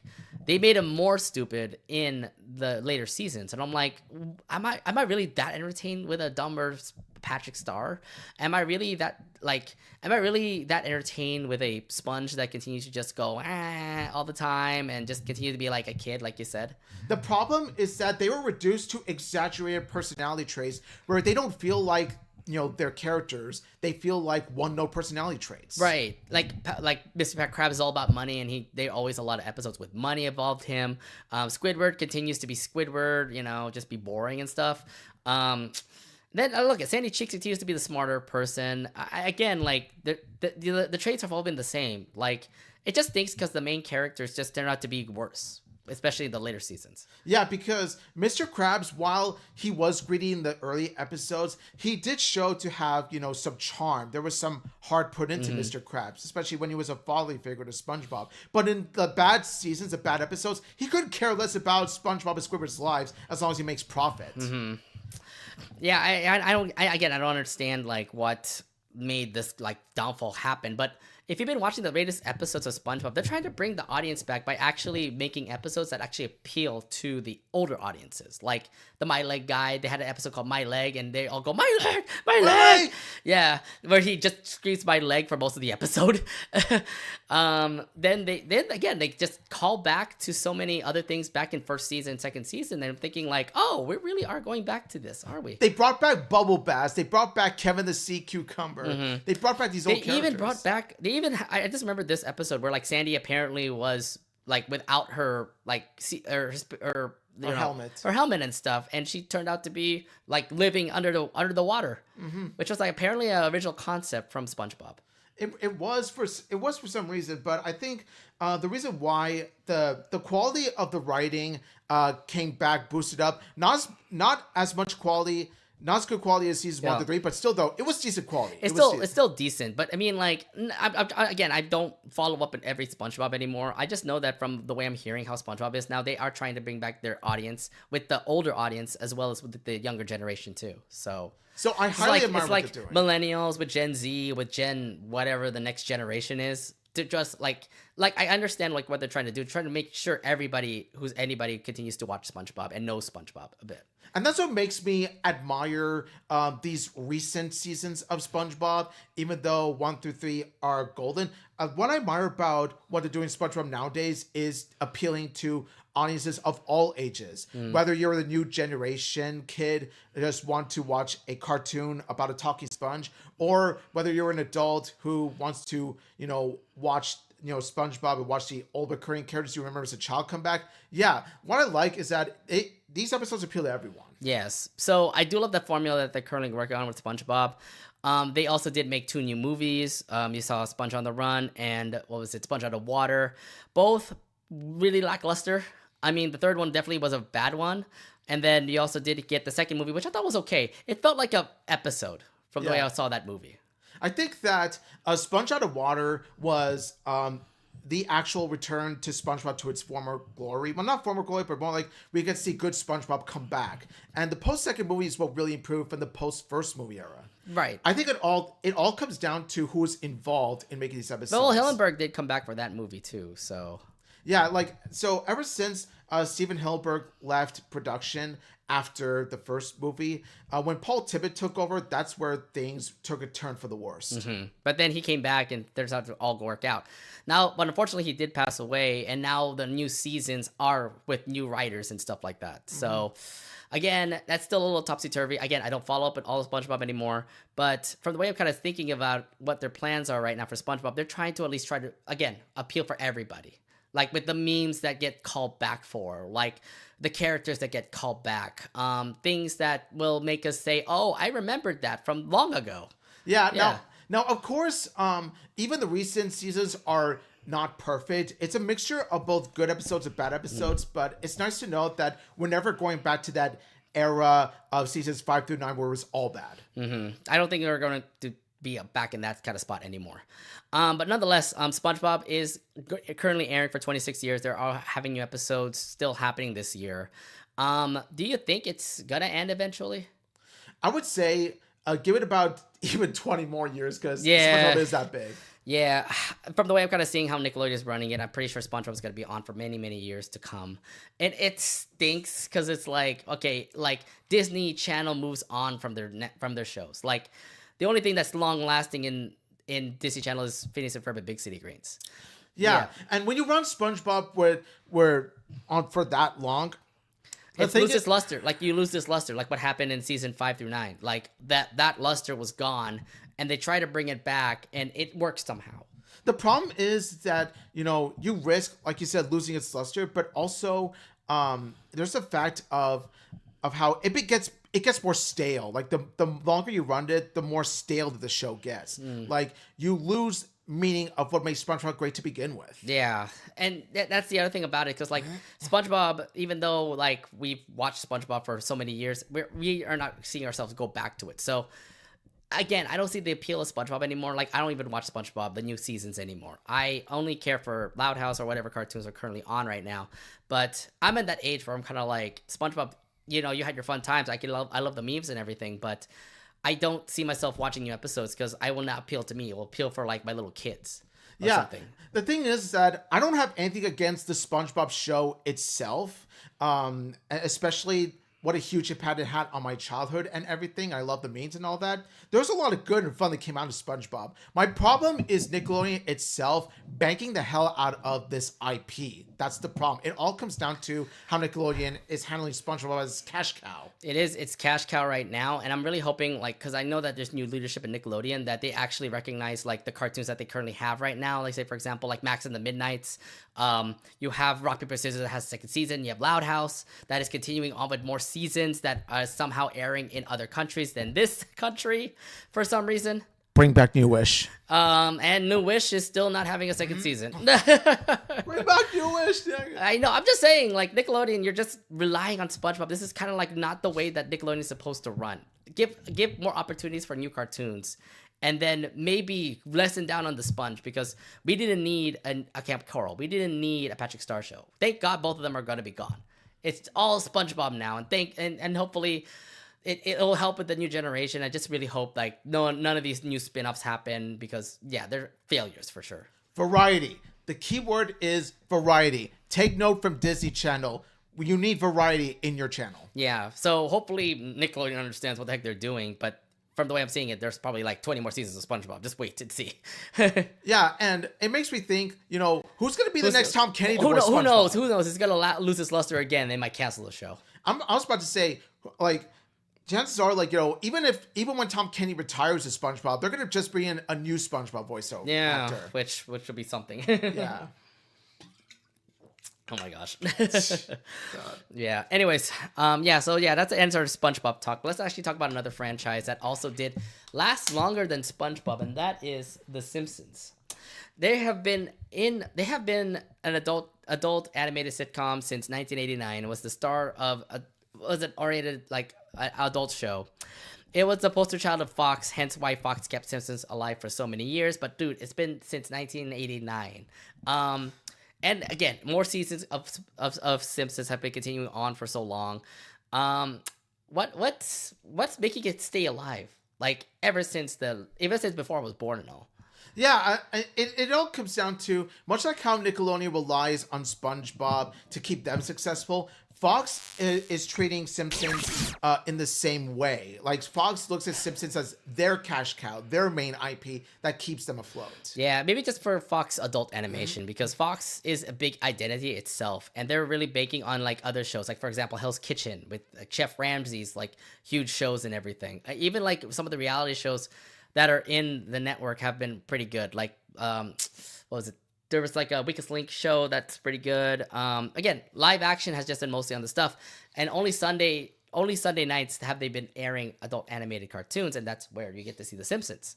What I don't know what makes it stay alive, because like it's always a family sitcom show, and they've always been just doing their wacky shenanigans. Homer doing something stupid, Marge again trying to help Homer out. Get Bart, you got Bart, you got Lisa, and even the baby as well. So yeah, I think that what makes Simpsons stay alive today, what makes them iconic to this day, is how timeless they are.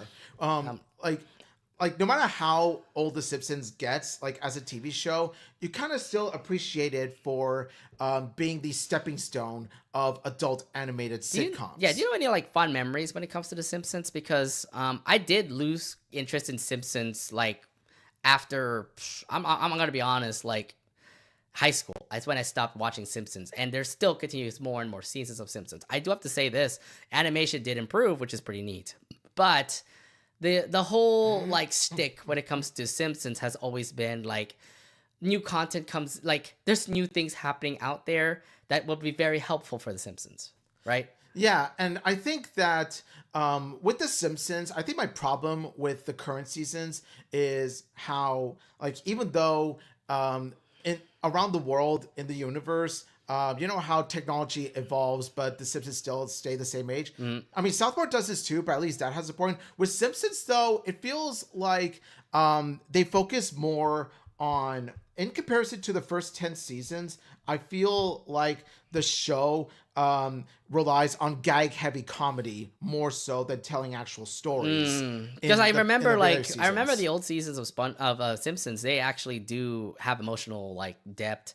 Like all the stories end up actually giving out like a good like thing at the end. For example. Like some of my favorite Simpsons episodes are, of course, Bart Gets an F, Lisa's Substitute. Oh yeah, those are iconic episodes. And Maggie Makes Three, where you see Homer at his best. And of course, Who Shot Mr. Burns had me on the edge of my seat because I was wondering about the mystery behind it. So yeah, there's some iconic episodes when it comes to like the early seasons of The Simpsons. But after the 10th season, that's when we got to start to see more of like just gag comedy. Is that how it is for the show? It's just gag comedy. It gets to the point where the only legitimately funny parts about Simpsons nowadays is the couch gags. The couch gags are on. It's always every new episode that comes out. There always is a new couch gag that has the Simpsons doing this and that. Yeah, see, like it's just like even the couch gags are much more well written than the actual premises of each Simpsons episodes. So I mean, like, I don't know. The couch gag is one thing, but then how about the whole episode itself? Like, they have episodes focusing on Bart, focusing on Lisa, focusing on, like, Homer and Marge. And, like, you're thinking, like, this could be something wholesome for the family. It could be something good to watch, you know, as you watch a Simpsons show that continues to be somewhat good. So I think it comes down to the fact of even with some of the worst Simpsons episodes, like even when Simpsons episodes are boring and stale, you do remember the characters behind it because Simpsons has some of the most diverse and widest variety of characters. Well, that's true. And the other thing too is that we've already established them seasons ago. Like many seasons ago, even back in the 1990s to 2000s, we get to see those characters continue to be a part of The Simpsons today. So like, you know, the what was it? The Krusty Burger Clown. Krusty Clown. The Krusty Clown. You also get Sideshow Bob. You also get Mo. Mo is also still there. Even the businessman, Mr. guy, Burns. Mr. Burns, he's still there. Yeah. So it's like even if the show like had them focus for episodes like a long time ago, they still are relevant to this day. Like, maybe if you guys are a big fan of like the side story of Mr. Burns, of his like wacky businesses here and there, you'll probably, you know, watch more episodes of that, or see Bart like do something wholesome like in the end or something, and you know that will lead to a good episode. Now, I will say to Simpsons' credit is that it didn't take nearly as much of a nosedive. It didn't jump the shark nearly as bad as, say, SpongeBob or Family Guy or something like that. While Simpsons has declining quality, there are some decent episodes here and there. Yeah, so my issue is like, what do you mean by declining quality? Because like the episodes continue to be like relevant to say, right? In comparison to the first 10 episodes, seasons. In comparison to the first 10 seasons, the episodes have gotten staler, but that doesn't make them bad. What makes them staler? It's just not funny anymore? It's less funny, but at the very least, Simpsons is watchable. It's something like background noise. Okay, I can see your point in that, but like, you know, some folks continue to like watch new episodes of Simpsons and they're kind of thinking like, I can understand the point here. Oh, this is something good for Marge. Oh, Maggie got a little older. Oh, she can actually know how to count, etc. Yeah, and Simpsons, even the most recent episodes, they know how to at least, write the Simpsons characters in a way that feels like, there's some character beneath it. Well, the people who make The Simpsons are still working on The Simpsons, thankfully. I don't know why, but they just like to continue working on those kind of side projects to say. It's always Simpsons, and I am assuming Matt Groening is just going to continue working on Simpsons for his life or something. Well, yeah, Matt Groening was, of course, going to work on Simpsons for years to come. Like, Matt Groening, Simpsons is his baby. Like, Simpsons is Matt Groening's baby. Although he also did work on Futurama, too, so... He worked on Futurama, which is arguably the best of the three, but it's more like Simpsons is what made Matt Groening's career. Yeah, but no, the other thing too is that he also did make the other. Either way, like I get it. Simpsons is your baby, so as fans continue to watch The Simpsons, he's going to continue making more Simpsons. But he also does have Futurama, which is on Hulu, and it also is also relevant as well, considering the fact that it's the same comedy that you see back in the old Futurama shows. And then also Disenchantment, which is another show that he worked on too. I heard that was okay too. Disenchantment was okay, but I can't help but feel like Elfo was green Bart. Like Elfo, Elfo is literally like Bart, you can but see green. some similarities between Simpsons and Disenchantment. I don't know, some of the characters and stuff. Bean was kick-ass though. I liked Bean as a character. But anyway, yeah, like going back to Matt Groening's works, while Futurama is arguably the best of the three, Simpsons, you can't deny, is the biggest of the three. And for a good reason. Simpsons is what set the stone for adult animation today. Yeah, if anything, I think because they started back in 1989 and they continued to be like on cable for so long. And it's been pretty much Fox's franchise to say. And who knows if Fox is going to continue on with Simpsons? Is there a chance that it might get canceled? Is there a chance that they might say, hey, end The Simpsons? I don't think so.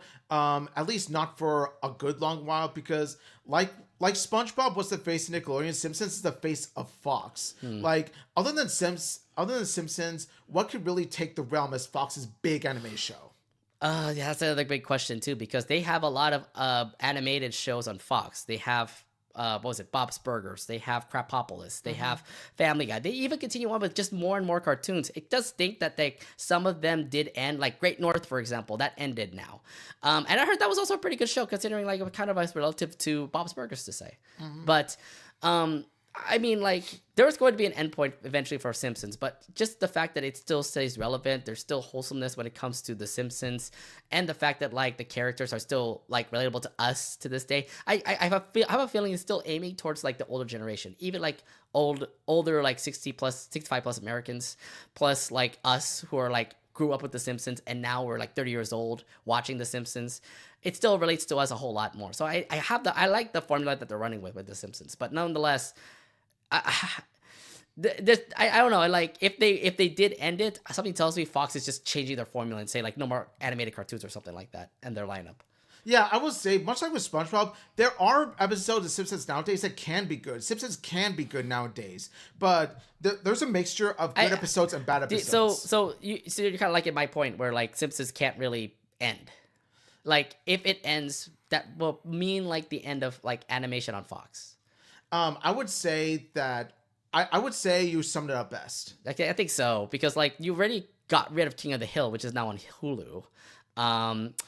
And well, yeah, I don't know. Like maybe Simpsons, new Simpsons might be on Hulu. I don't know. It's just something to think about. But yeah. So if anything, like you don't think The Simpsons is gonna end in a while? No, I don't. Okay. And do you think it lacks its luster ever since back then? It definitely lacks its luster in comparison to the first 10 seasons, but you're still okay to watch it, right? From time to time, but as background noise. I mean, nonetheless, it's still something to, watch and listen or whatever, but it's still saying that you're still watching Simpsons. Yeah, it's what, like, even modern Simpsons is something that I tolerate. Like, it's watchable. Yeah, there you go. So that's what I'm trying to put out there for that. Simpsons is still watchable to this day, and I don't see it end for quite a while.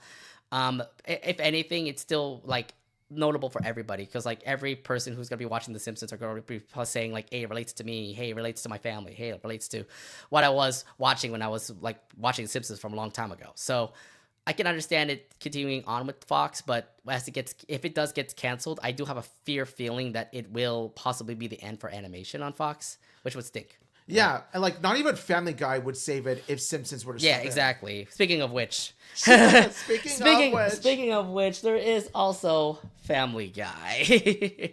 Now, okay, so yeah, Family Guy, you know, they have the theme song, but here's the thing. Family Guy and Simpsons are like working together for some reason. Like Family Guy came out back in 2002. Literally after the Super Bowl of 2002.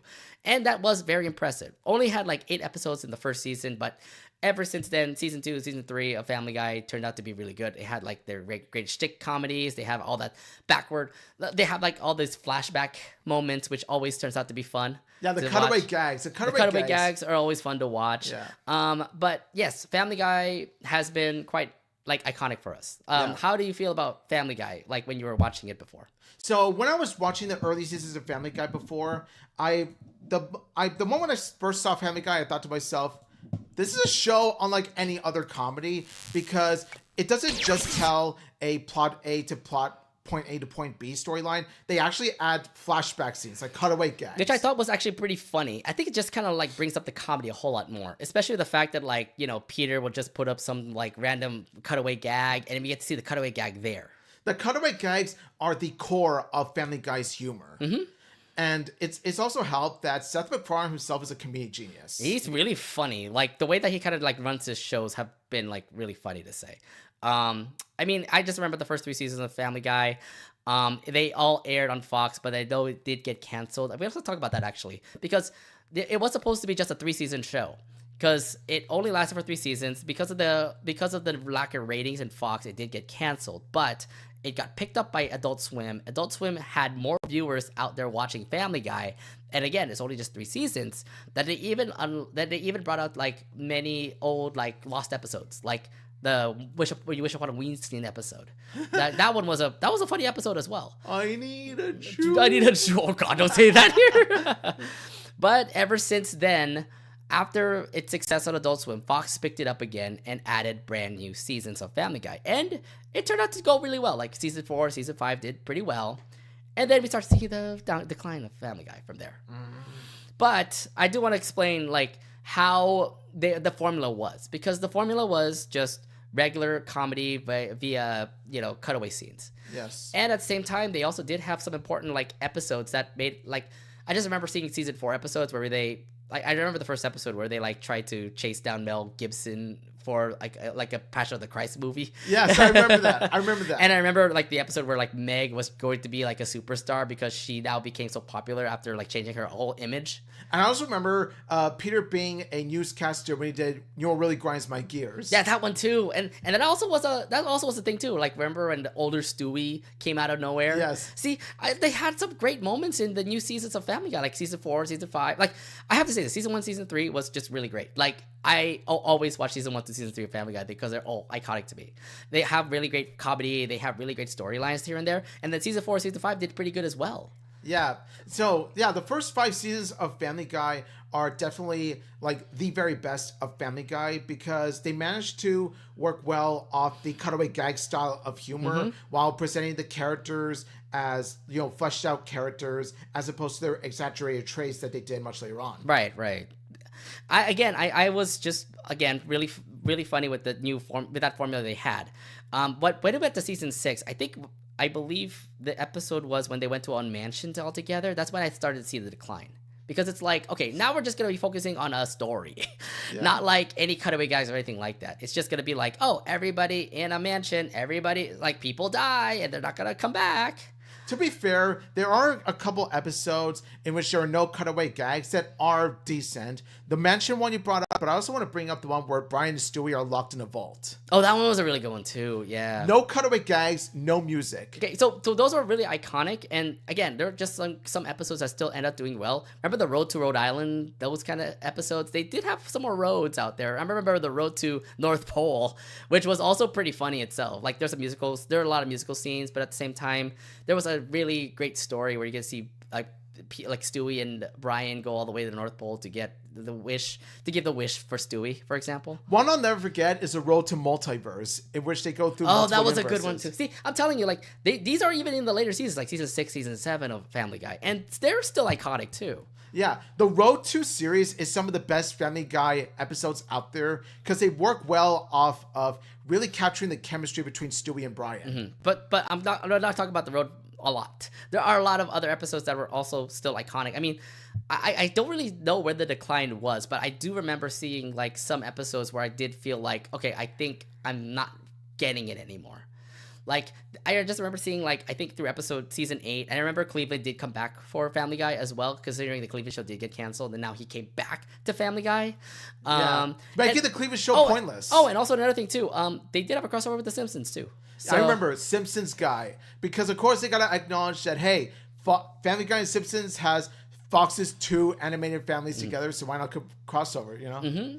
And The Simpsons Guy, it's something that I enjoyed when I first watched it, but as I got older, I realized that the reason why they're even there in the first place was because of Fox ratings. Yes, that's the reason why. Yeah. Because and then that also was a later season episode too. I think not the mansion episode. I'm assuming it probably is the Simpsons Family Guy crossover episode where I think I kind of saw the decline of Family Guy. Yeah. Right? I would say after that. No, actually, I'll do one better. The episode that really dipped was Brian's death. Oh, yeah. Maybe that's when it started to get all bad for Family Guy, huh? Brian's death because, hey, we got to boost up the ratings up and, bring back poor Brian. It's like... because everybody said Brian is dead and they don't like the new dog. Yeah, but you forget the fact about how terrible Brian in that era actually is. Right. He still was a dick. Yeah, Brian was nothing more than Brian was insufferable. I'm gonna say I don't understand how the audience was though, because like, why don't we have a new dog? Hey, at least the family's still alive. Yeah, so I think that bringing back Brian was nothing more than Rain's Trap. Because the thing was like, yeah, Brian died. They did have a new dog with a New York accent. Yeah. And did people not like him? Hey, Stewie. Yeah, I know. Like, did nobody like him? Is that the reason why they're saying like, hey, now Family Guy sucks. Now bring back Brian. It's just stupid. I think that was still a bad move from them. It was a bad move from Fox because it's viewer entrapment, Rain's Trap. And I hate it. So that's when it all dipped down for you. That's when it dipped down for me. That's when it became unwatchable. Mm-hmm. Because at least with Simpsons, the worst that it got was, of course, Boys a Bummer. But I'm talking about, like, even Simpsons' weaker episodes are still watchable in comparison to Family Guy's worst ones. Family Guy's worst ones, oh my god, I can't stand it.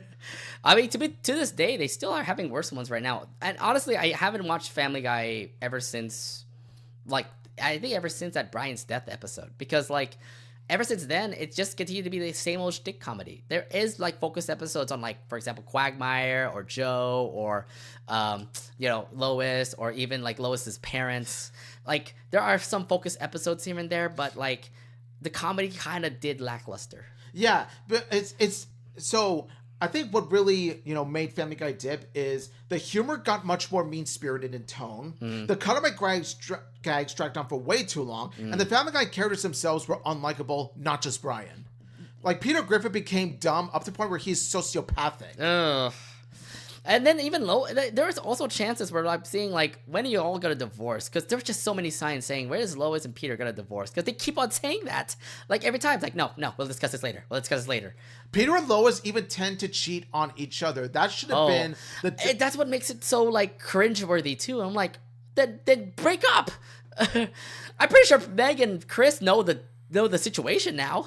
The problem with watching the Griffin family in Family Guy is that they don't feel like a family at all. They don't feel like the loving family that they were in the early seasons. Like here, I feel like they hate each other. They all hate each other. Right. For no reason. Again, it wasn't the same old like family that before. I know that Meg continues to be hated on. Because that was a new thing that happened in season 4. Like, everybody hates Meg. Yeah, Meg has always been... Like, seasons 4 and onwards, Meg was a punching bag, but, like, at least, in seasons 4 and 5... there were so many... Oh, but speaking of which, there were so many cringeworthy moments about Meg as well. Remember when he tried to date Quagmire? Oh, God, that was so bad. Yo, Quagmire should have been in jail by that time. I know. Oh, God, that's happening. It just was, like, hella weird. It starts to get episodes that were just as hella weird for Meg. And I also was respecting Meg, considering, like, everybody continues to treat her like a punching bag. And I'm like, what the fuck? I laughed at the same time, but I also think of her as underrated. So... Yeah, the thing is, like, seasons 4 and 5, like, Meg being used as a punching bag was they used it more sparingly in comparison to its later seasons. Right. Like Meg Griffin, like recently, like nowadays, Meg Griffin would be dead and the Griffins wouldn't care. Yeah. Even Chris himself, I think he's kind of like more disgusting. I don't know. Like he continues to be like his old whatever self, but like there are times where it's kind of be like, oh no, not from you, Chris. You know? See, Chris nowadays has become a younger version of Peter. He's pretty much Yeah. Peter Griffin, but a teenager. Yeah. And for some weird reason, Chris can understand Stewie in the later seasons as opposed to... Yeah, that's true. What's that about? I don't know, but that's something. Well, here's the thing. Everyone loves Stewie. I think that's the one thing about Family Guy. Everyone loves Stewie. Yes, Stewie, they managed to capture... Like, Stewie is the only character in the Family Guy that's actually salvageable. That's actually enjoyable to watch. I mean, like, it's crazy because, like, the latest... I just remember the latest Disney Plus commercial had Stewie in it. With Stitch and John Cena. And I was thinking, like, oh, you're going to be banking... Like, Hulu is definitely banking on Family Guy. And I'm like, really? I think that... enhancing, like... Amplifying Stewie's flamboyant nature in the later Family Guy episodes has actually helped Stewie's character for the better, as opposed to being a one-note evil baby who wants to kill Lois. It actually made his character more fleshed out. Yeah, and it works for Stewie, I think, because like I do love Stewie. I think he was a great character to add on for Family Guy. But again, like some of the characters that are in Family Guy kind of make me a little bit meh. Like a little bit cringeworthy or stuff like that. So that's the reason why I kind of like stopped watching Family Guy, because the comedy was gone. I think after Brian's death and resurrection, just kind of like said, okay, fine, we're kind of like not really doing well when it comes to, making great cartoons for a franchise that we revived. Because remember, it was supposed to end in 3 seasons, but they revived it and it continued on and on for Family Guy ever since. Yeah, it's similar to SpongeBob. Think of it like they went the same route as SpongeBob. Well, except SpongeBob never got canceled. That's never got canceled. Family Guy got revived, and they had that formula. They still kept that formula for a couple seasons until they started to dip in quality. I'm talking about like first 3 seasons be good, but season 4 onwards dipped. No, for Family Guy, I don't think so. Okay, for Family Guy 4 and 5, there was some great comedy, but and don't give the facts that there's still some good funny comedy in Family Guy too. Like even if like some like episodes are still like lackluster in most of the seasons, there's still some episodes that are still iconic though. So I still want to give its props out though. Family Guy is trying its best to be like relevant. I know that the newest episodes of Family Guy tries to like take some old facts from like old news and try to incorporate it with Family Guy folks. Mm-hmm. Like they went to an Amish town one time. Yeah, I mean that's saying something. Like, oh yeah, that's right. Nobody really talks about Amish towns because they don't run on electricity. I don't know if you know about Amish towns, but yeah, I've seen some cartoons tackle Amish culture. Like Dexter's Lab, for example, tackled Amish culture. Mm-hmm. Yeah, I'm surprised that Amish culture doesn't get parodied enough. It's just more like, it's their privacy. You don't want to go tackle it a whole lot more or anything like that. But no, I mean, like Family Guy does go out the distance to actually look for like good content, try to put it in there, but somehow it doesn't work. Some of it works. It really all depends on stuff. My thing right now for Family Guy is that at the moment, the comedy has been lackluster. There's been way too many seasons for Family Guy. I have a feeling it's ready to go. Like, It's ready to be canceled because, like, with all Seth MacFarlane shows, like, what was it, American Dad and Family Guy, both of them are still currently airing new episodes. But something tells me, like, the comedy has pretty much dried out for Family Guy. And I'm ready to say it's time for it to go. Yeah, I agree. And even Seth MacFarlane himself said he wants Family Guy to die, but of course Fox won't allow Family Guy to die out. Because it's currently running well in the ratings. So, it's bad when even the creator, Seth MacFarlane, doesn't even like his own show, Family Guy, nowadays. So even with not even his leadership either, there are people who are still making more episodes and stuff like that. Yeah, and I do feel for Seth, because Seth does want to go beyond Family Guy. He wants to move on for Family Guy, yes. Like, he wants to create more than just Family Guy. Heck, the Ted series of Peacock is doing well. Oh, God, I remember watching that show. It was so good. Like, the Ted prequel series is actually pretty funny. Oh, yeah. See, I'm just saying, like, Seth MacFarlane has so many more projects than just Family Guy. And, I'm just waiting for Family Guy to just, like, go. Because you already have Simpsons for Fox. You don't need Family Guy to continue on and on for that particular network. Yeah, because, see, unlike with Simpsons, where, Simpsons is known as the Fox show, Family Guy doesn't have that title. So if Family Guy were to, be canceled, Fox would still be Fox. Yeah, I think Fox will still be Fox. I'm just waiting for Family Guy to be canceled, but I know that they continue having more seasons. It's gonna happen eventually. I just have a feeling it's gonna be at a certain like year, a certain season where they're gonna say it's time to cut the plug. It's not a matter of if, it's a matter of when for Family Guy. Yeah, I have a feeling it's gonna be done for Family Guy. But I mean, again, we've already said SpongeBob's gonna last forever. Simpsons gonna last forever. This is the one show we're gonna say it's gonna be gone.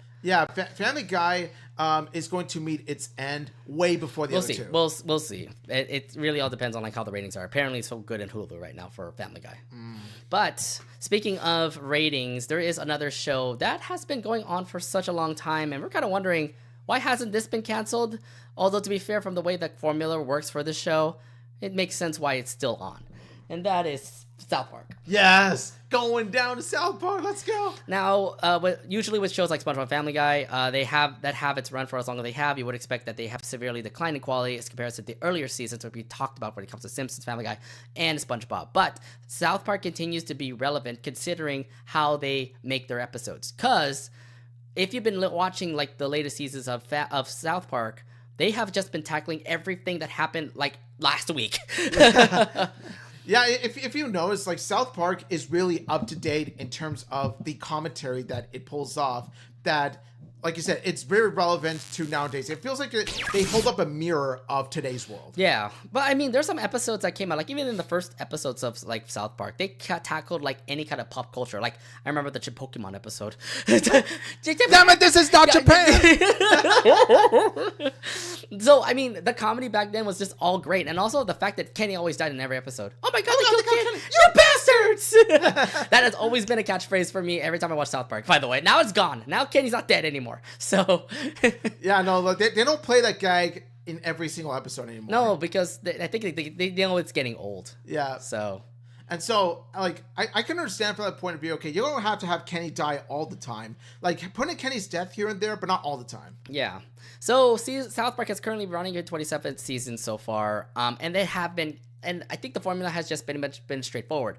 This always happens every week, to say. So, they make a new episode, and according to what Omid just told me, like pre-show, apparently they make it literally 1 week before the episode airs. Yeah, so because of the limited amount of animation that is put into South Park, what makes it fascinating is that they're able to pull off animating an episode, like creating an episode within about a week or two, as opposed to say Simpsons and Family Guy, which takes months of animating and putting together. South Park has a short amount of time to put everything together before it's released to the public. So that's the reason why we keep on seeing like new episodes every week, and they continue to be relative to those days. Like I remember like in the new season they had a Labubu episode, which I was like, oh, you're right. There's so many people that are loving Labubus now. Labubu. Oh god. And yes, I know that the new season also talks about politics. We're not going to be talking about it here in this episode, okay? But I will say though, I like the fact of how like the Chinese Wok restaurant is reminiscent to something you see like Round One. You mean Shitty Wok? Oh, we do Shitty Wok. And also the skill crane game is like, when I look at this, I think it's very similar to Round One. Here's the thing about it, like they keep on still being relevant. I'm assuming it's just like Trey Stone and Matt Parker just doing some everyday thing, and I'm like, we can make an episode out of this. Yeah. And Trey Parker and Matt Stone are. I'm waiting until they come back to Pokemon and start about the Pokemon scalper stuff. I want to see what they're gonna say. Maybe like Stan's dad starts getting into Pokemon cards instead of weed. See, I'm surprised that they didn't do an episode based off of that. Oh, they will. They probably will. I'm just saying, like, but that's the thing about South Park. They keep on being relative. Like, they see something outside, like in YouTube or in memes somewhere out there, and they're just going to put it in their episode to say. Like, I remembered the Black Friday sale. Remember they tried to get the PlayStation 5 or something, or PS4 or something? And that's where the console wars were at its highest. Like, it's its most intense. It's PS4, Xbox 360, Nintendo Switch. Because keep in mind, PlayStation and Xbox are bitter rivals. Yes. Like Sony, PlayStation, and Xbox. I'm more a PlayStation guy, but I digress. So that's the guy who's wearing a Nintendo shirt. Yeah, Nintendo above the other two, like Nintendo above everything else, but regardless. So the Black Friday bundle trilogy was definitely a nice combination of, Game of Thrones with the Black Friday bundle with the console wars, topic. it all combined together to make one hell of a trilogy. Yeah, so they also are starting to like. That's the thing about South Park. They also did have great episodes to bring up. Like, what was it? They had they tackled the Passion of the Christ, which I thought was pretty funny. Yeah. Passion of the Jew is one of my top favorite. You know what's funny? You know, Bigger, Better, and Uncut. That's the first South Park film, but they never made films after that. South Park, Bigger, Longer, and Uncut. Bigger, Longer, and Uncut. So that was a film that came out in theaters. Obviously, that was very crude humor and everything. Yeah. But that was the only film that South Park has made. They never really made like films like what SpongeBob is doing right now. Yeah, and even with later South Park movies, like they're more like specials you find at Paramount Plus more than theatrical releases. Well, to be fair, like I do love how South Park continues to work with specials. For example, like, so it's not really movies that they're working on. Like I believe like something tells me like when they put it in the movie theaters, it didn't really go well. They're going straight to just saying, hey, we'll just make specials here. So that's why they made like the COVID-19 special. They made the Streaming Wars special. They made what's the latest one? When they were older. Yeah, when they were older, it's the post-pandemic special. Yeah, see that one as well. So I mean, there's just so many like things about South Park that makes it very experimental, and it works. It definitely works. And it worked. And it works in each and every single season.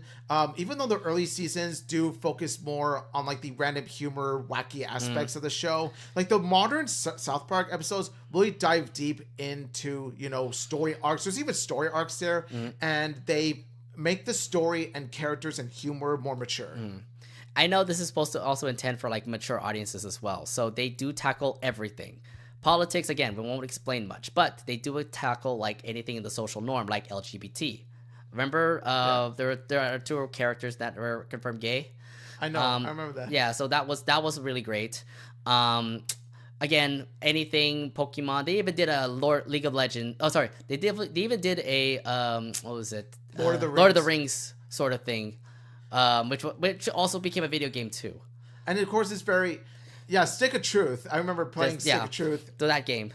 And Fractured Butthole, which is a superhero themed South Park game. I enjoy them both very much. Yeah, but I remember there was also, was it League of Legends or was it it was some sort of RPG game where they were like playing as their own like RPG character. Make Love, not Warcraft. Warcraft. It was Warcraft, yes. And they apparently like stabbed Butters in the eye. Oh no. That one was the one where they were parodying anime. Yeah, see that one I was talking about. They had anime. Let's fighting love. Yeah, see, I'm just saying like they good times of weapons. They take many of like social norms and just make great comedy out of it. So what I like is that even the earlier South Park episodes, like the ones we mentioned, still stay relevant to this day because of the anime culture, the gaming culture. Yeah. So even if you look back at those episodes from like long ago, it's still relevant. Like, oh god, anime, yes. Pokemon, yes. Yeah. What is it? Some other culture stuff here and there. I just remember like they do tackle pop culture as well as the things that are going on today. They also tackle religion and they also tackle politics. What I like is that they poke fun of both sides on the serious issues as opposed to poking fun of one side. Which I think is also clever, which is very clever because it kind of tells you like, okay, maybe this side will find it funny, maybe this side will not find it not funny. And then other way around. Oh, they'll find it this funny, they'll find it that funny. See, they pull no punches when it comes to all sides of all subjects. It shows how South Park is not a biased show. They're not really being biased. They're just trying to like look at like both sides of the picture and just make comedy out of it, right? Yeah, you gotta admire Trey Parker and Matt Stone for it. And to be fair, they've been doing this for what, over 27 seasons now. Yeah. So yeah, I would argue, unlike the previous three, South Park is one of those rare occasions where it actually got better as time progressed. Yeah, and I think the formula works out for Trey Parker and Matt Stone. Like both of them have great ideas for their show. It's unfortunate that the latest episode did get pulled, but there's a huge understanding about that. But I don't care. Like, they continue to tackle the social norms. They do great with whatever episodes they have. And I must say, like, this is a winning formula for a comedy show that continue to last long. Exactly, because it could last for about like 5 years from now, 6 years from now, 7 years from now. It would still remain fresh. Yeah, and to be fair, like honestly, I haven't been caught up on South Park. I need to watch the pandemic, so it tells you how behind I am in South Park because I never watched ever since the pandemic episode. So yeah, it's bad. As for me, like South Park is one of my top favorite shows ever. Like I've watched each and every single episode of South Park, and most episodes, if not all, had me laughing in stitches. Yeah, it just is continuing to be great comedy. I still say like South Park.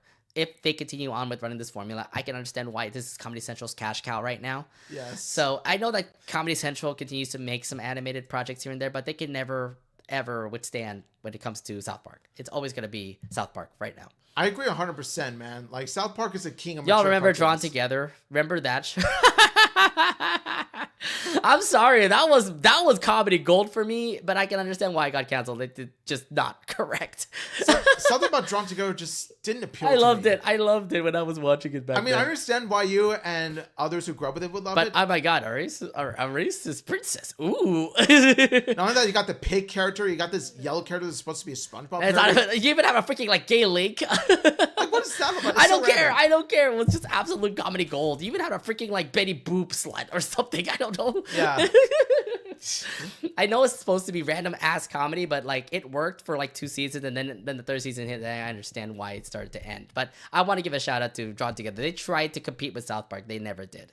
Yeah, because no, there can never be another South Park. Yeah, as long as the formula continues with South Park, they can tackle both sides of the topic, then it will work out for that South Park show. Yeah, I agree. Yeah, so yeah, South Park, if you continue on with what you're doing right now, you can still become a great comedy show, and who knows, you might last like very long, many seasons or something. Yes, I'm blessed to be a South Park fan. This last show that we're going to be talking about, honestly, it has over 1,000 episodes, and it was going to be running with the script anyway. Yeah. And that is One Piece. Come on. I know that we're going to be talking about very long shows, but this was kind of scripted considering how long the freaking manga is. Yeah, and also, One Piece is one of those instances where it's not just Western animation that runs for 20 plus years. Anime could pull this off as well, and pull off really well with One Piece. Yeah, so One Piece, but here's the thing, like, there's so many other, like, long-lasting anime shows that also came out, that also is currently airing right now, like Doraemon, Detective Conan. Those shows, though, is kind of repetitive. Like, oh, you'll have a comedy show in Doraemon, but you also have, like, a very investigative episode in Detective Conan. Mm-hmm. So it's like, okay, fine, repetitiveness. Oh, another murder. Oh, Detective Conan will figure it out in the end of the episode. Another kidnapping. Detective Conan will figure out the rest of the episode. But One Piece, it's just a very long story. It is long. It's just gonna be a very long story, considering like how it started with Luffy becoming a pirate king, or like being like the leader of the Straw Hat Pirates. Leader of the Straw Hat Pirates, and then it continues on when you just continue to add more and more lore to the show. Yes, there are some filler seasons, but they continue on tackling everything in the manga. So yeah, I mean, like, you know why it's long. It's just continuing with the story. Because it's really popular, and it's really long and outgoing. It's very popular for a long time for a very good reason. So for this particular like example that we're talking about, why is it so long? It's because of the fucking manga. It's just way too long. The story continues to be better and better as well. So this is why it's so long and so popular. So it's long and popular for a good reason. It's not like the others where they're their own materials, their own original works. No, this is based off a manga that is still ongoing. So the thing is, it's due to its original source material that keeps going, why this is still going. Yeah, and you know, they continue to animate more and more episodes. So it's like, yeah, we have the manga already. They have the manga source already. We're going to animate it for you. Even though it's just a couple arcs away, we still have all these great content for you. Exactly. Yeah. And wouldn't you know it, each and every single arc has its own, part of the world to build. Mm-hmm. It has, its own antagonist to face off against. Yeah, this is the reason why this anime continues to be like one of everybody's favorite like animes to say. Or animes are just its popular franchise to say. Because the massive world building is so huge. Mm-hmm. Like, the more you watch the show, the bigger the world gets to you. Mm-hmm. Like, the more you see the world. I can understand why it's just so popular. I mean, One Piece right now, it's continuing on with over 1,000 plus episodes of the anime. The second season of the live action show is coming out real soon. And they even have a brand new anime series that is going to retell the original anime. And So and I can't wait for it. I can't wait for all that. But yeah, when my experience watching One Piece, I have not caught up, obviously. yeah, you can't. Unless you really want to dedicate like 5 months of watching just every episode of One Piece. like I love One Piece, but I'm not that dedicated to watch 5 months straight of One Piece and nothing else. No. So if we're talking about like long lasting shows, this is going to be a long lasting show until it ends. Like there is going to be a particular ending for One Piece, but we don't know when that'll be, because the manga is due to end soon. We don't know when, but Oda has something planned up for it though. Yeah, it all comes down to, like you said, it all comes down to when the manga itself is going to end. That depends on Oda himself. Yeah, but he will be the one to decide when it will end, and I know that he's getting older himself, so it'll happen eventually. But as long as the manga continues on rolling, the anime is still going to continue on. So that's the reason why it's very long lasting, because the story is still going on. And I like that rather than the series being ongoing for a bad reason, like let's say, studio interference or studio clashing against the creator's vision, this is solely due to the creator's own vision, where Oda can end it anytime he wants. Yeah, and One Piece continues to be successful to this day. Just, if anything, again, I don't see any cancellation at all. It's not going to end. It's not going to end until the show ends, until the manga ends. Yeah.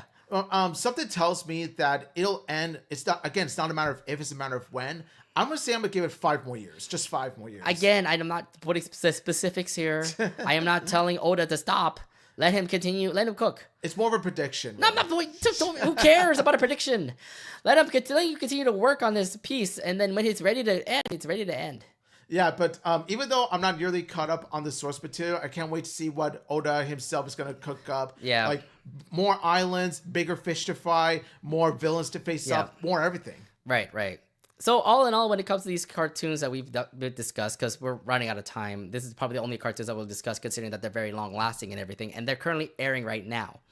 How long do you think these shows will last? Because I feel like, from the way we kind of explained everything, we're looking at Family Guy to end real soon, but then the rest of these cartoons are looking to be like, no, they're going to continue on as long as they want. Yeah, it's more of a TBD sort of thing. TBD. Well, South Park is still going to go well if they continue to run their formula. Family Guy is about to be due to end. We just don't know when.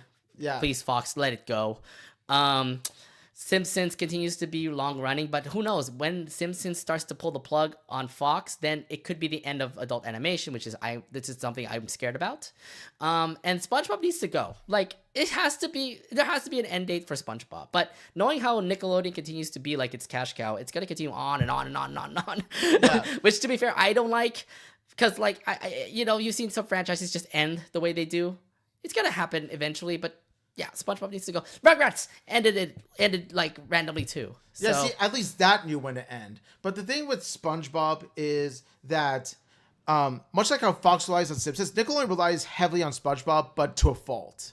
I think it's kind of more like, if SpongeBob doesn't exist, then Nickelodeon doesn't exist. Is that how it is for that network? It's more like, because like Fox can continue to run as it is. It just stinks that Fox will like lose all of its adult animation if Simpsons is gone. It all comes down to SpongeBob and Simpsons being used as flagships for their respective studios. Yeah, I guess so. But again, Fox is a big identity versus Nickelodeon, which is a smaller channel. Mm-hmm.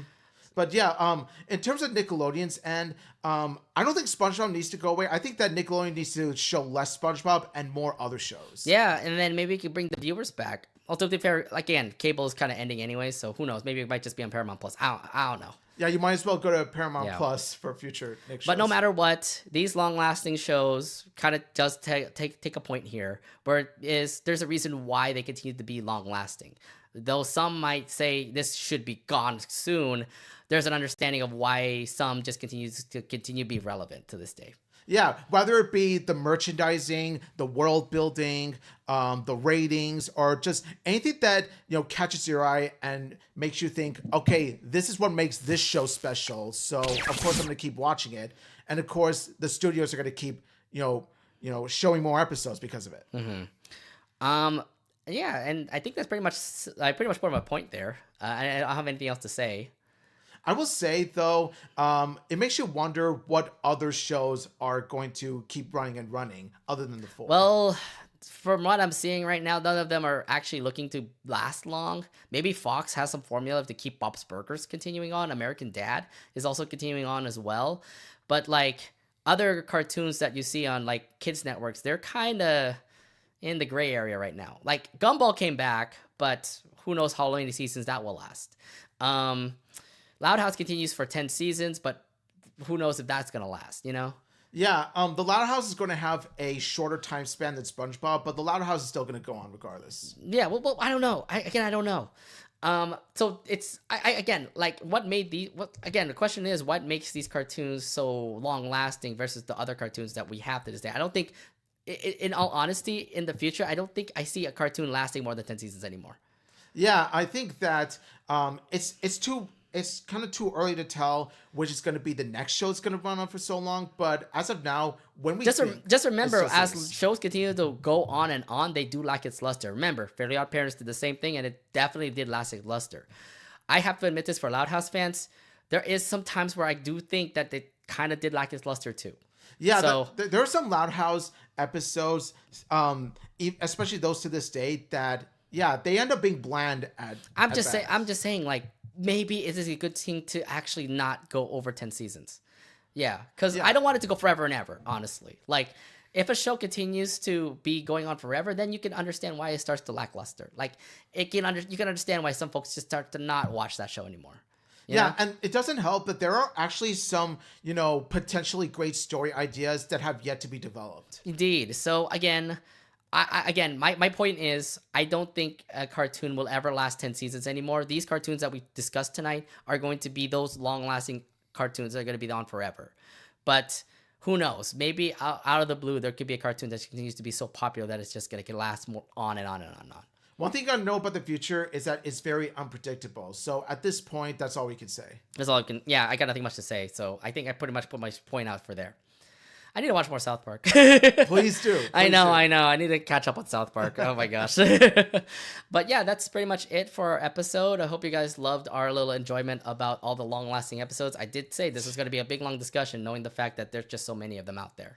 Heck, it could be reminiscent to it. It's similar in style to how this episode's long. Kind of like these shows will last long. Yeah, right? But it's okay. I mean, we kept it to our 2-hour mark to say. Anyways, thank you very much, everybody who is watching on our YouTube. Make sure you follow us on our social media sites that are currently below on the screen there, on our Instagram, on our Twitter, and our Blue Sky accounts. Also, if you are watching us on our YouTube, make sure you follow us on our YouTube by subscribing to hitting the subscribe button, and also hitting the bell button to be notified when we'll be coming on next. I know that we're currently airing on a Thursday. We are going to go back to our Wednesday schedule next week. We do promise you that. And in the meantime, thank you all so much for watching, and thank you all so much for listening on this unusual day, which is Thursday. We're just so glad to be sharing this with y'all. Yeah. So hope you guys enjoyed the episode. We'll see you guys next week. But until then, we'll see you guys later. Have a good day, Bye, everybody. See y'all later. Tomorrow's Friday. Oh, Friday. Yeah, Friday. Great day. Gonna start the weekend and everything. TGIF Friday. Yeah.